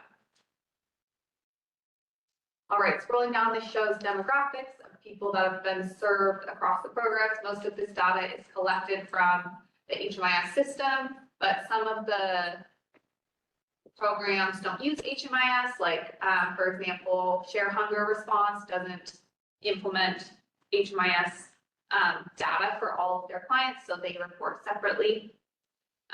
So on these charts, you'll see the age distribution of people who were served in this time period. It looks like most were between 24 to 44, but there was also a pretty good distribution of other age groups. For reported gender, a bit over half reported female gender identities, a bit under half reported male gender identities, and 2% were gender non-conforming. For education level, you'll see that most of the people served had a high school graduate or GED degree, and there was also a pretty high percentage of people 0 to 8th grade. We do have a lot of youth programs, so that makes sense. When looking at other characteristics, there were 1,517 people served who reported they had a disability, 735 who reported they were chronically homeless, and 159 veterans in these programs. We also have additional programs that specifically serve veterans that aren't reported in these types of funding categories. So that isn't reflective of, the whole community or programs that are funded by services. And then, when looking at race, a majority of the clients served identified as white, and I'm not sure why all of the indicators aren't showing up on this graph. So I'll take a look at this and send out a revised version. But you'll see the general racial distribution of those who are served by these programs. Do you have immediate information about those codes? Yeah, I can pull up the Excel version of this report. It must have just gotten cut off when I transferred it to PDF, and I'm sorry for not double checking that before the meeting. But while I'm pulling that up, are there any questions on this report? Are there any questions for Abby?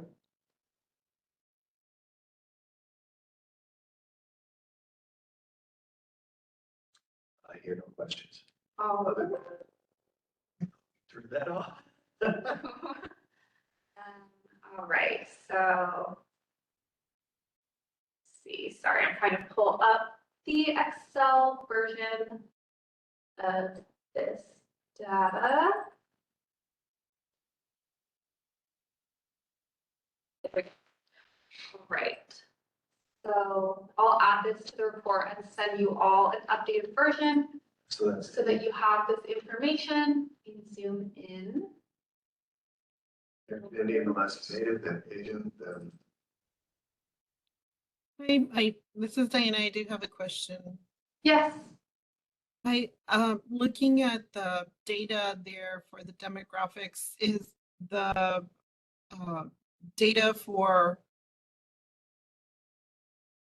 other than what you have here with chronically homeless, education, race, is there other data points that are captured but just aren't presented here?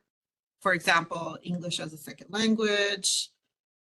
So these are the primary data points that are reported on. There are options in the HMIS system to report on other demographics, but not all programs choose to or are required to report on that information. So it wouldn't really make sense to include it in this report when it's only a few programs here and there that are reporting that information.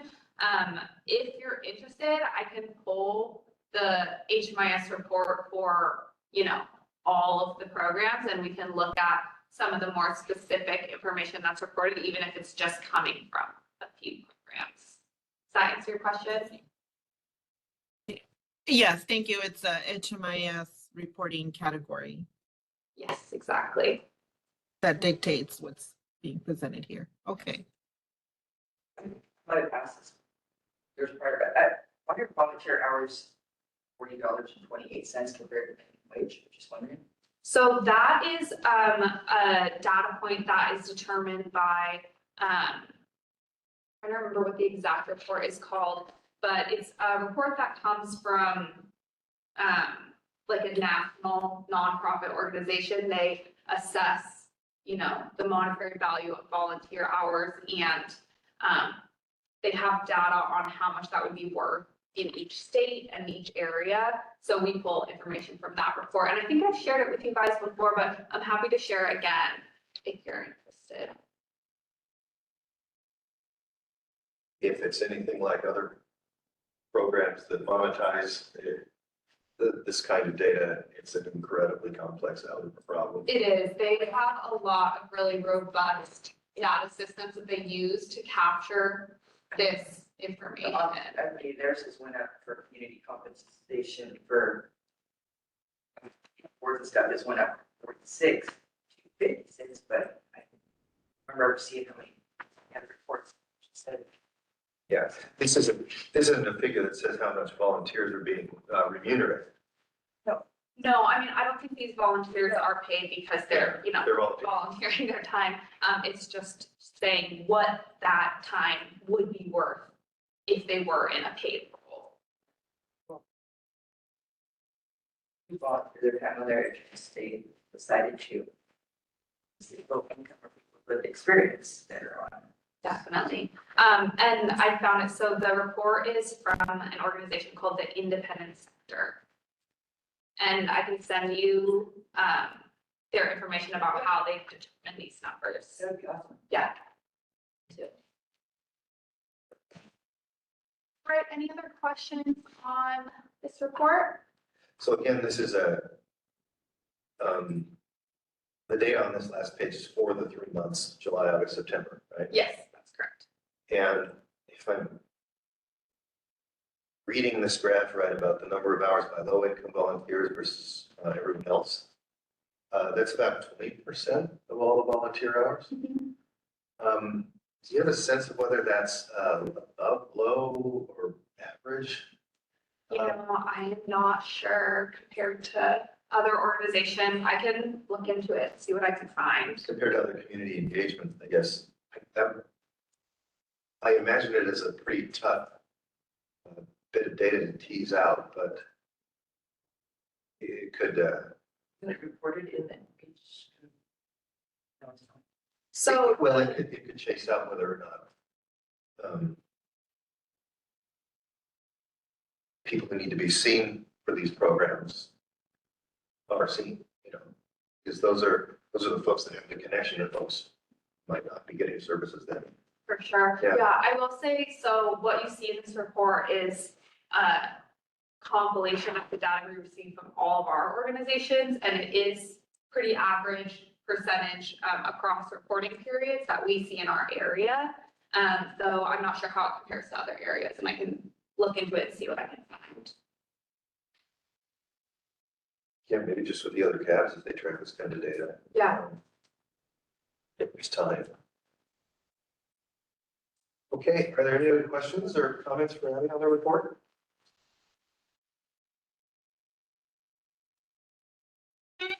Hearing none. Move to our next agenda item, which is board business. Also still Abby. All right, thanks, Rob. So this is our annual update regarding board business, and we do this because we want to make sure that everyone on the CAAB has up-to-date information and knows where they can access some of the especially pertinent information for the board. So the first item is the CAAB bylaws, which I'll pull up in a sec. These were most recently updated and approved at our November meeting. These updates were pretty minor, really just edited some language to make the bylaws more clear and more accessible to folks reading it. The bylaws were sent out over email with the other meeting materials and can also be found on the Clark County website under Community Services and CAAB member resources. And as a reminder, the bylaws discuss the CAAB's commitment to equity, the objectives of community action programs, the purposes and powers of the CAAB, member composition, eligibility, appointment and responsibilities, member code of conduct, officer positions and elections, meeting details, committees, and limitations of the CAAB. So if you're not familiar with the bylaws, please review them at your earliest convenience. And I'll just pull up the document so you can all remember what it looks like. It's separated by different articles that I just mentioned, and discusses all of those items that I just listed. Importantly, the CAAB also developed and implemented a code of conduct, which is here, which was also approved in November 2024. This code of conduct was written by a group of CAAB members who volunteered to be part of a task force to develop this language. And then it was approved by the board unanimously. This document really discusses expectations for board member communication, collaboration, and behavior. And I'll walk through it as a broad overview, but also recommend taking the time to review this in detail if you haven't done so. So essentially, this code really just establishes, best practices and group agreements for how the CAAB interacts with each other and maintains a collaborative and respectful work environment. You'll see under this bullet point here a lot of expectations for, considering your position on the board and how your actions, inactions, silence, or words may impact those on the board. It also talks about, making decisions in the best interest of the board, disclosing any conflicts of interest, speaking on behalf of the CAAB only when formally given authority to do so, opposing discrimination and harassment in all its forms, defines harassment and discrimination, and the protected groups that are recognized by the CAAB.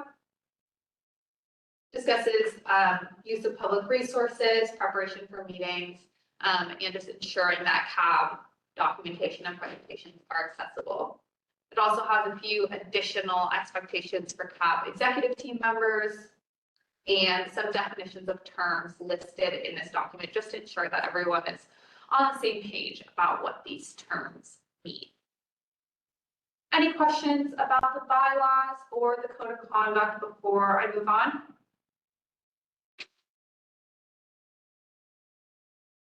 All right, hearing none.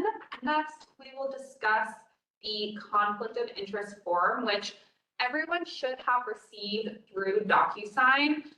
If you haven't signed this yet, please do so as soon as possible. I think we've received signatures from everyone except for Faye and Megan.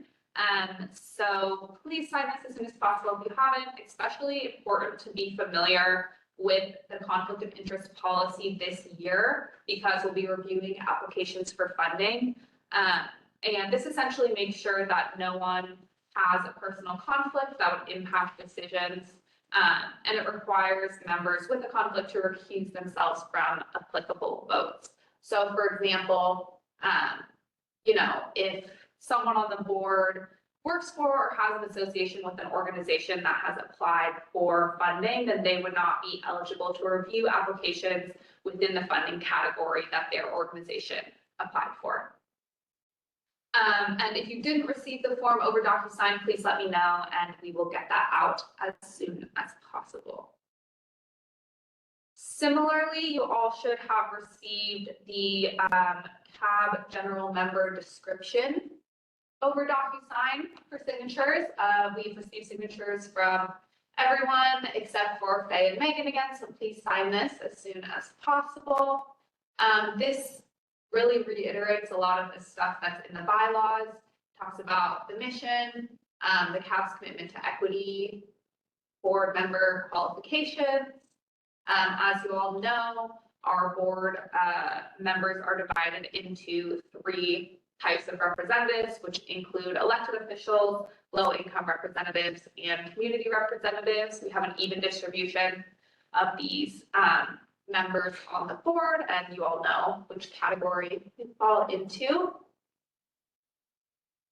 It talks about the CAAB board member role, which I'll just discuss briefly. So you all are familiar with this, but just as a reminder, board member roles include making Clark County funding recommendations to serve basic and essential welfare, housing, health, and safety needs that are faced by low-income populations, families, and individuals.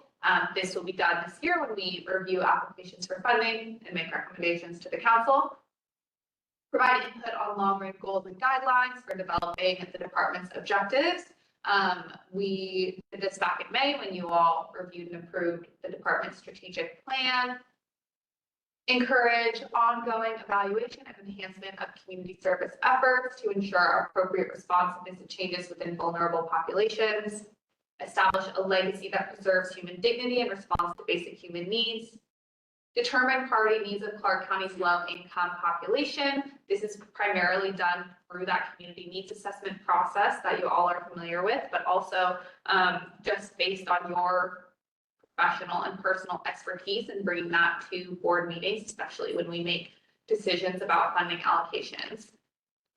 Assess and evaluate the progress of community action programs. We just looked at some outcomes from the programs that are funded. So really looking at these in depth and providing feedback where you see is really helpful. Provide input to help disseminate community reports regarding the work of community action, including the community needs assessment and community action report. I mentioned earlier that we'll be reinstating the community action report this year, which will be, will involve CAAB members in that process, and the CAAB will approve the report once it's ready. Advocate in the public and private sectors on behalf of the interests of low-income populations, and exercise other responsibilities that are or may be prescribed by federal or state law governing community action programs. For board terms and participation, all members are volunteers and serve 3-year terms. Members are eligible for reappointment up to 3 times for a total of 9 years. In terms of absences are considered excused if you email me prior to the meeting or let me know that you won't be able to attend.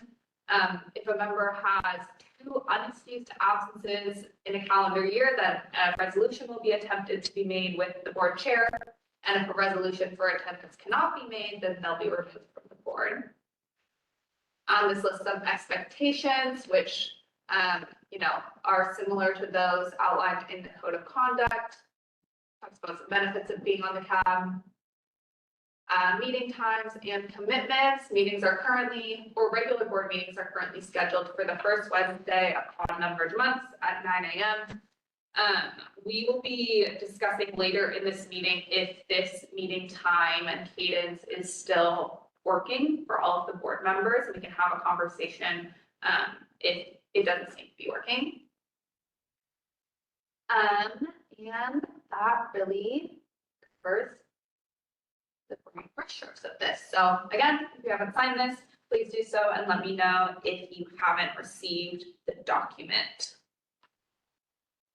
All right, any questions on the conflict of interest or board member responsibilities? Questions for Abby on that matter? All right, here. Okay, so me too. Oh, yeah. The emails with documents are going to come from Maureen Yes, that's correct. via DocuSign. So you got to check your spam folders if you don't think you've gotten it, for something from DocuSign.net. It's legitimate. And it'll take you through, I think it takes you onto a web page. So you pretty much need a laptop or a tablet to do this. I've got spam that said DocuSign too, so yeah, you gotta make sure it's, Got to make sure that it's from Maureen. but it's. Thank you for clarifying that, Rob. Yeah. Anything else on those documents? All right, so next we have an update on the organizational standards. Go back to point. All right, so as a reminder, the community services block grant funds that we receive, that, defines our community action programs and requires that we have a community action advisory board, has an annual desk monitoring called the organizational standards. And as a recipient of these funds, there are 50 organizational standards that we're required to uphold as a CAAB. Some of these include, providing a programmatic update at each regular CAAB meeting, or providing a financial update twice a year, or signing the conflict of interest policy each year. So we most recently submitted the organizational standards for review on October 31st, 2024. These were approved without any concerns or additional requests. Just for all of your context, it's mostly my responsibility to make sure that the CAAB is upholding all of the organizational standards, but when you see those notes on the minutes or in the PowerPoints that say org standard 6.5 or whatever, and are wondering, why are we doing this every meeting? It's because we're required to, based on the funding that we receive. And if you're interested in looking through These standards, they are available on the CAAB website, and I can also send them out over email if anyone is interested in doing a detailed review of those. Any questions on that? All right, so next I have an update on the board roster for 2025. And there was actually a change to this a couple days ago, so I'm going to pull up the most recent version.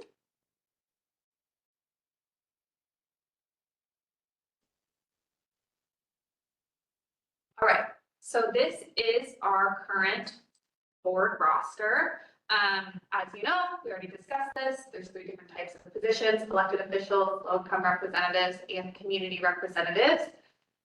So for our elected officials, we currently have Diana Perez, Sandra Zavala Ortega is our newest member in this category, Rob Perkins, and Ernie Suggs. Got an email from Joyce a couple days ago that she won't be able to continue serving, so we are recruiting for this District 5 elected official position.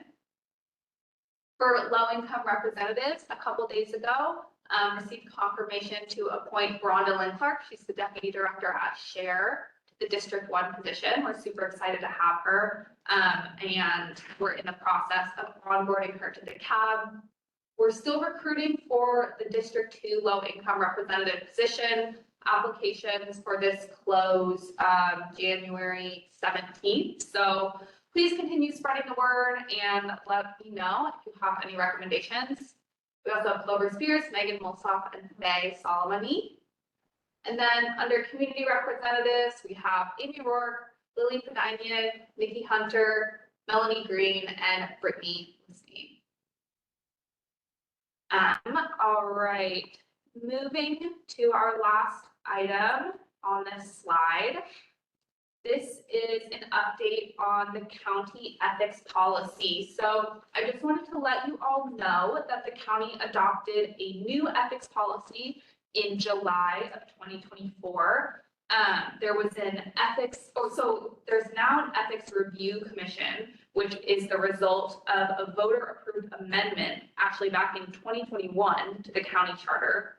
The commission was established in 2022 and has 3 appointed members who serve alternating 3-year terms. And this commission reviews and rules on complaints and reports of potential ethical violations. I have the charter number and code number if you're interested in hearing what that is specifically. And so while this commission was established in 2022, it took quite a bit of time to recruit members and develop business processes, which were all finally officially approved in July of 2024. So as part of this policy, there's a track for complaints involving advisory boards, and I'll just pull up that document really quick. So this is the new ethics policy, which basically just requires that all ethics complaints go through this commission for determination of how to proceed. And they're here. Number 4 concerns advisory boards and commissions. And this, really shouldn't affect you all unless you're involved in a complaint process. But this basically discusses all of the details. And I'm not going to read through every word because I can send this out and you all can consult it if you're interested in the specifics here. Any questions on that? Who is on the commission? That is a good question. I'm actually not sure. Yeah, I can print one out for you. Yeah. Any questions on the ethics policy?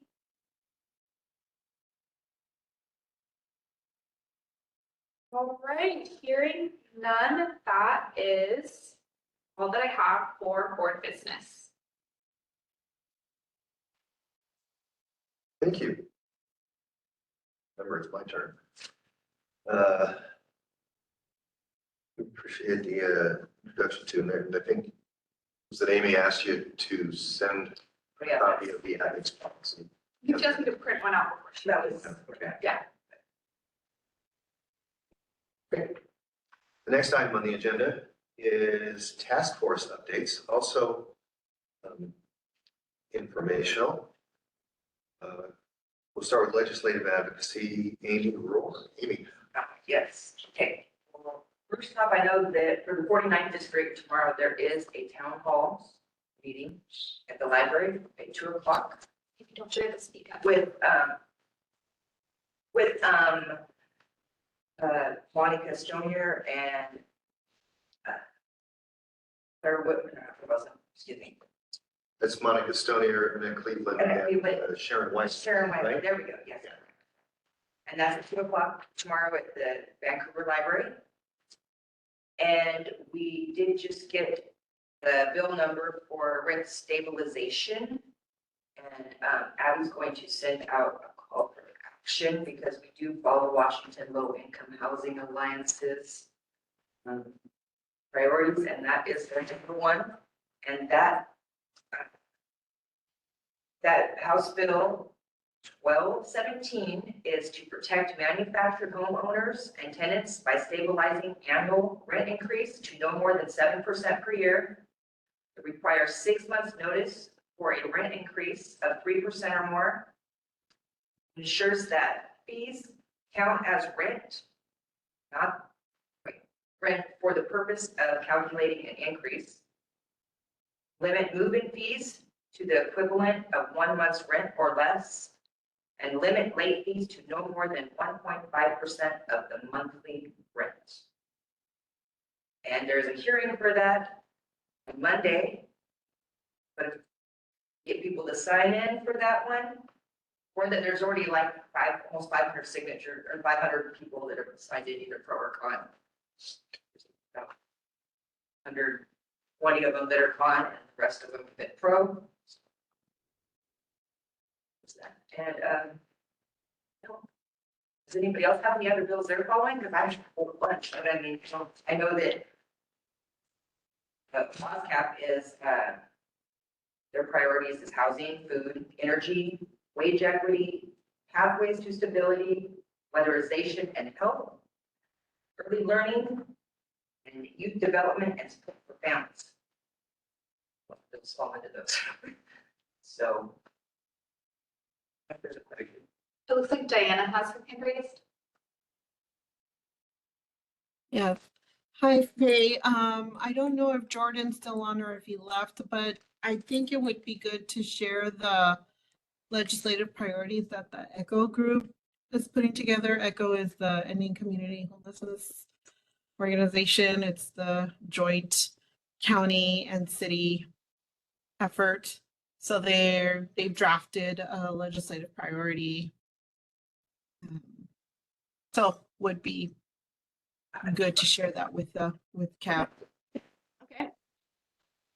I will contact them. Or Abby, if you can get that, Michael Torres can get that to Faye. Yeah, for sure.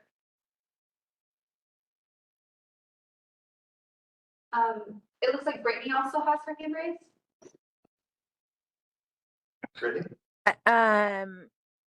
So in addition to what Amy said around the rent stabilization, I saw that WASCAP put out that they're having the ask for supplemental funding for CSBG. So are we able to put that as a priority for us, is supporting their what is it? It's like almost 16 million that they're asking in supplemental funding for CSBG. Sent Jim email this morning, but I haven't heard back to see if there was any else. Sorry, Amy, So, hear what you just. No, I said I sent Jeff. DeLuca? Yeah, I sent him an email this morning trying to find out if there was anything else that was, any other bills or anything that they. Because there's a lot of things under each, category that they've got that they want to do, but it means there's lots of bills right now. It's hard to pinpoint which ones to So just as an item to be aware of is that I do advocacy with the school districts through Washington State School Directors Association. And at least as late as last November, the economic outlook for the state wasn't making legislators very happy. They, at the time, felt like there was going to be an effective reduction in total funding for the state. They were asking school districts to figure out what we could give back. There's a lot of them missing. Yeah, there's a lot of money missing. Yeah. And they won't know differently, I guess, in the legislative process until the next economic outlook is published, which is going to be in the middle of the session somewhere. Because they do that quarterly. And it may change the equation for how much we can ask for and receive versus how much we can ask for and not receive. For every agency and every group, interest group statewide. So it's going to be a tough session. Seeing some of the money for 988. 988, no, the line, call line. Oh, okay. For the phone number. Sideline. Yeah. So we're probably going to have to be just aware of how they're feeling about that as legislators. It's a question that if anybody's going to that town hall, certainly asked tomorrow, and it probably will be asked by someone. I just have to be sent in today prior to, so. Or we leave, can I get that question? The question is, given the most recent economic outlook,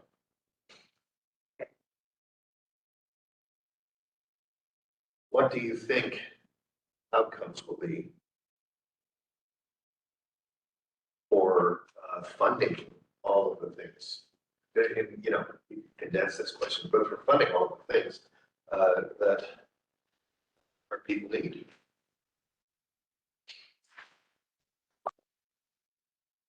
You know, for example, housing stability, rents, education,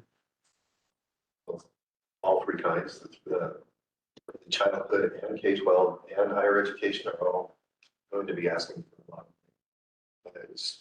What expectations can you set for us? And for me, I plug that word salad into ChatGPT and see if it will. I have a question. Okay, go ahead. Are the funds that an organization receives detailed at the end of the year? So we know that X number of dollars was spent here and X number of dollars was spent here, and that equals the total amount of money they received. Yeah, I think I can answer that, is that when the legislature adjourns, which is in 4 months, I think this time, 120 day session? Yeah. Okay. There will be a passed budget for the next 2 years for the state. Now, they come back in a year and they supplement the budget depending on how things have changed. But in that bill, there will be a list of things for each agency and a list of things for each, I guess, program or grant laid out in statute. So many dollars for this, so many dollars for that. So there's a list in broad categories. But each of these agencies and other groups will depend on what's contained in other statutes about how the money can be used. Will they, I'm sorry, I'm wondering if they go back to the previous 2 years to see if there's money missing, to see if there are funds that weren't spent on things that were designated and that are not in the fund. They regularly receive those reports. The Office of Financial Management prepares data for the legislature about that. Okay, thank you. A lot of it's available online for us to look at. Yeah, and I can also send Abby and she can forward it out, their proposed budget that still isn't set stone yet, but it's like 400 some pages, so you're best off if you press Control F. You found that under control, that makes sense for what you're doing Yeah. in those stages. Send her that right now. Okay, so, Oh, yeah. Amy's gonna send you an email with some links. Perfect. Thank you so much. Yeah. And if anybody has any, needs any help with either signing in, either pro or con on any bills that you guys want to, or needs help, if you want to testify, pretty much next for this. Been doing it for 6 years. So, if anybody wants some help, just reach out to me and I'm more than happy to help you.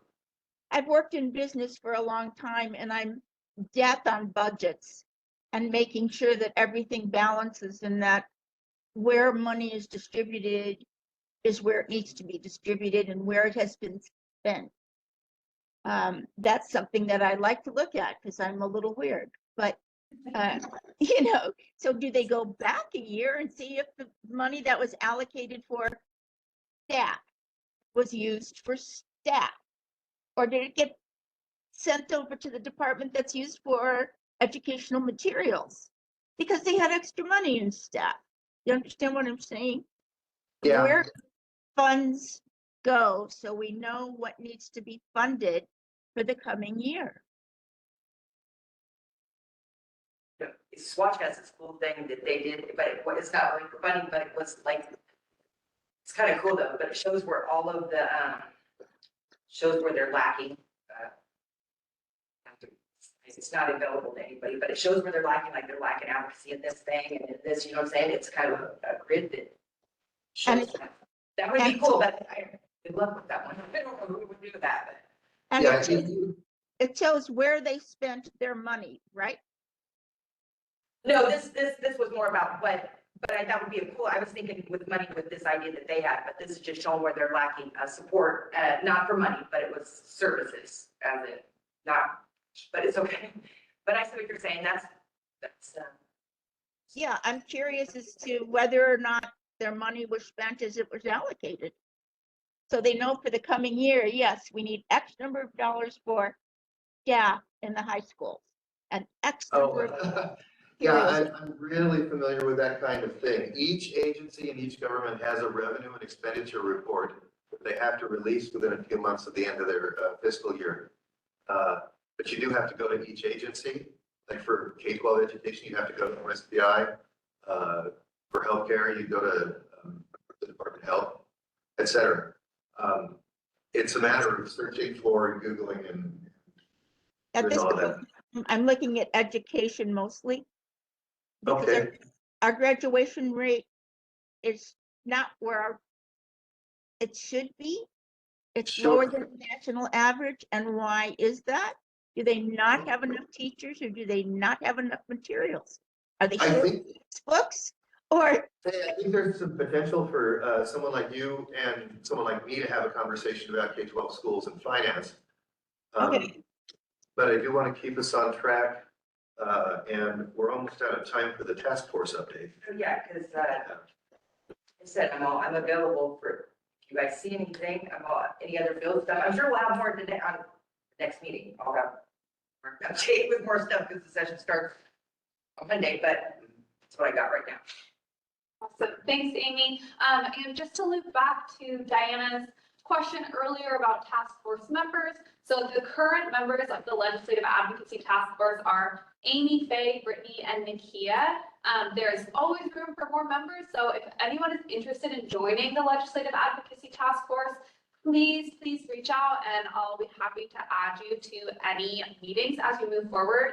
I'd say the task force has been meeting once every couple months lately, but we'll probably increase our cadence during the legislative sessions just to figure out action items and what's being done and have You priorities. said Amy,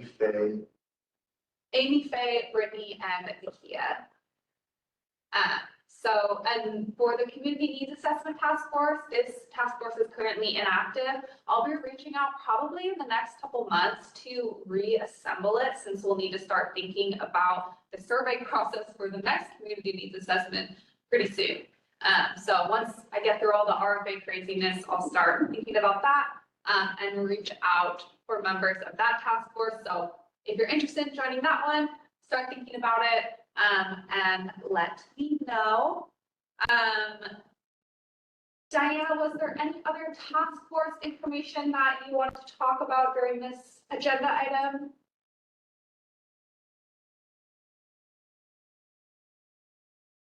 No, not specifically. Okay. Thank you. All right, that is So- all the task force stuff that I have. Okay, so just to summarize, we have an internet, two task forces, legislative advocacy and community needs assessment. And that second one will be activated as we prepare for the next community needs assessment. Exactly. Okay, is that something that will spin up this year? Yeah, it'll be this year. I just need to make the time to get it started. Of course. So, yeah. Okay. We'll move on to the next item then. The next one is a discussion of our 2025 meeting time and cadence. And it's like 2025 elected chair leads this one. So right now, no, I've been in enough of these conversations that just correct me if I get something factually wrong. But right now, we're meeting at 9 a.m. on the first Wednesday of each month, unless the board changes the schedule the way that we did this month, because New Year's Day, I mean, I didn't go. And we have the two trainings this month. So generally speaking, it's the regular business meetings would be January, March, May, et cetera, every other month throughout the year. And it's currently being held both online and virtually, both online and in person, with the in-person components held in the same building as Abby and Doreen's office. I'll open this for discussion. Guess what we're talking about is our meeting time and cadence. It's laid out in the bylaws, but some points of feedback about how that's working out for us all, and whether we should be moving this to a time that's more convenient, especially for folks who have day jobs and can't come in or take time off their day jobs in order to participate in the committee's activities. I have a question. Our absences are tallied. Do we excuse absences if the day of the meeting is changed, like this month?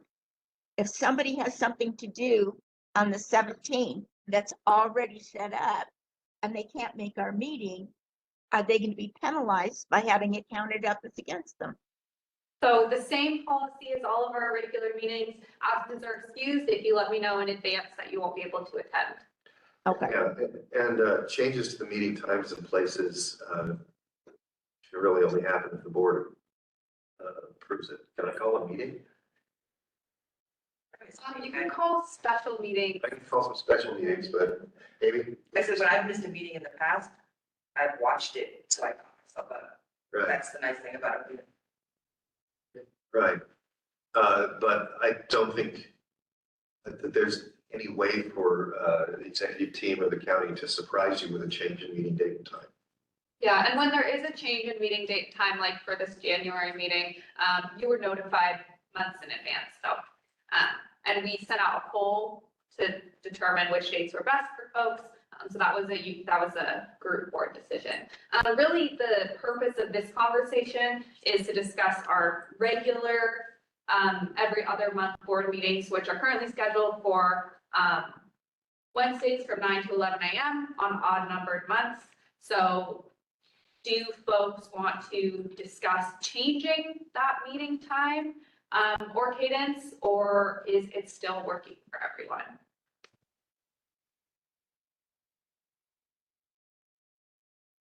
It works for me.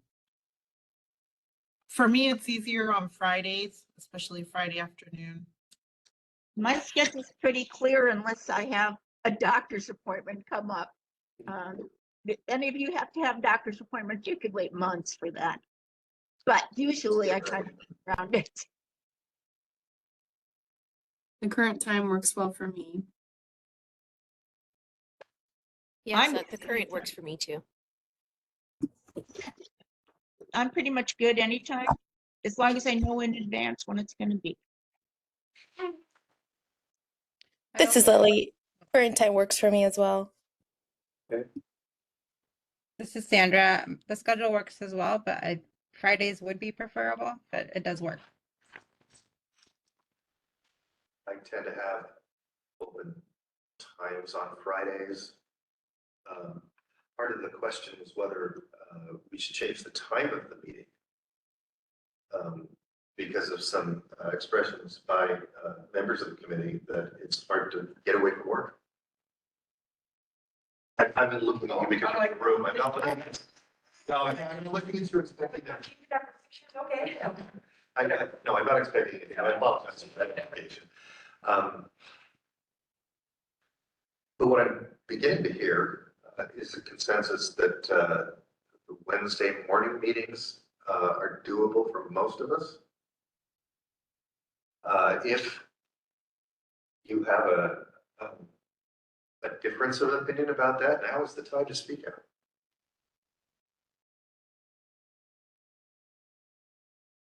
Okay, this is listed as an action item. Do you need a motion to maintain the meeting times? I think we need a motion if we want to change it, but to maintain it, I don't believe we need a motion. Okay.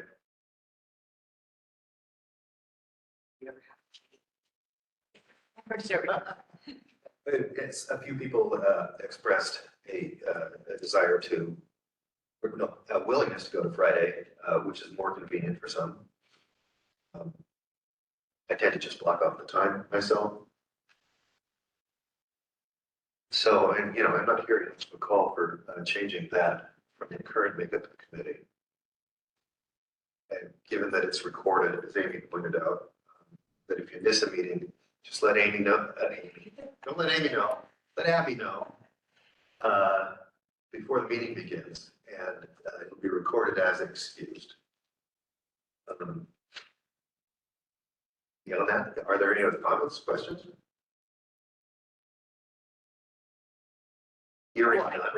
Personal experience, if you do miss a meeting sometimes, it's kind of nice to catch up because otherwise, it's important.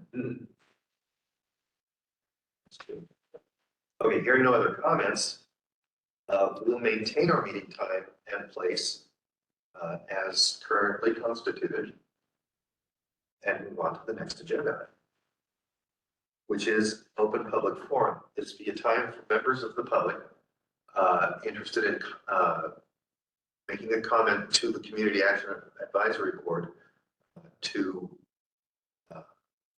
that time, up to 3 minutes apiece. Are there any members of the public who want to comment?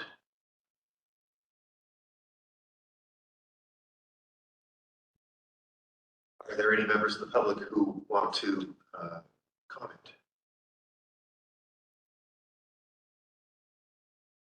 Last call here for the open forum. Are there any people who would like to speak to the board?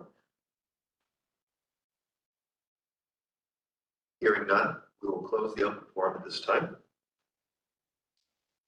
The next item of business is, well, their business. The next meeting will be Friday, January 17th at 9 a.m., lasting until 1 p.m. This is part 2 of our January meeting. It will center around RFA training. Encourage everybody to come if you come in person. Love to see you. The training is largely just orientation, kind of lecture classroom kind of things, right? Yeah, so this is a really, really important meeting for everyone to attend. If you're going to be scoring applications for the RFA, we're going to go into detail about what this means, how to score applications, the logistics of using Bonfire, the types of applications that will be received. So this is required if you're going to be reviewing applications. If you can't make it, let me know and just make sure to watch the meeting recording to get all of the information you need. And then you can reach out to me if you have any specific questions.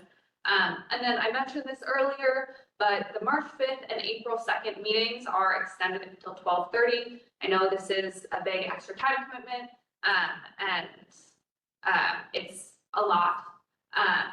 But we do have to provide time for all of the applicants we receive to present to the CAAB about their program. And this is the only way to do that. So just put that in your calendar. I'll also be sending out updated meeting invitations for those. Very good. With that, the time is 11:52. And we stand adjourned. Thank you for coming. Bye, everyone. Bye-bye. Thanks, everyone. Bye.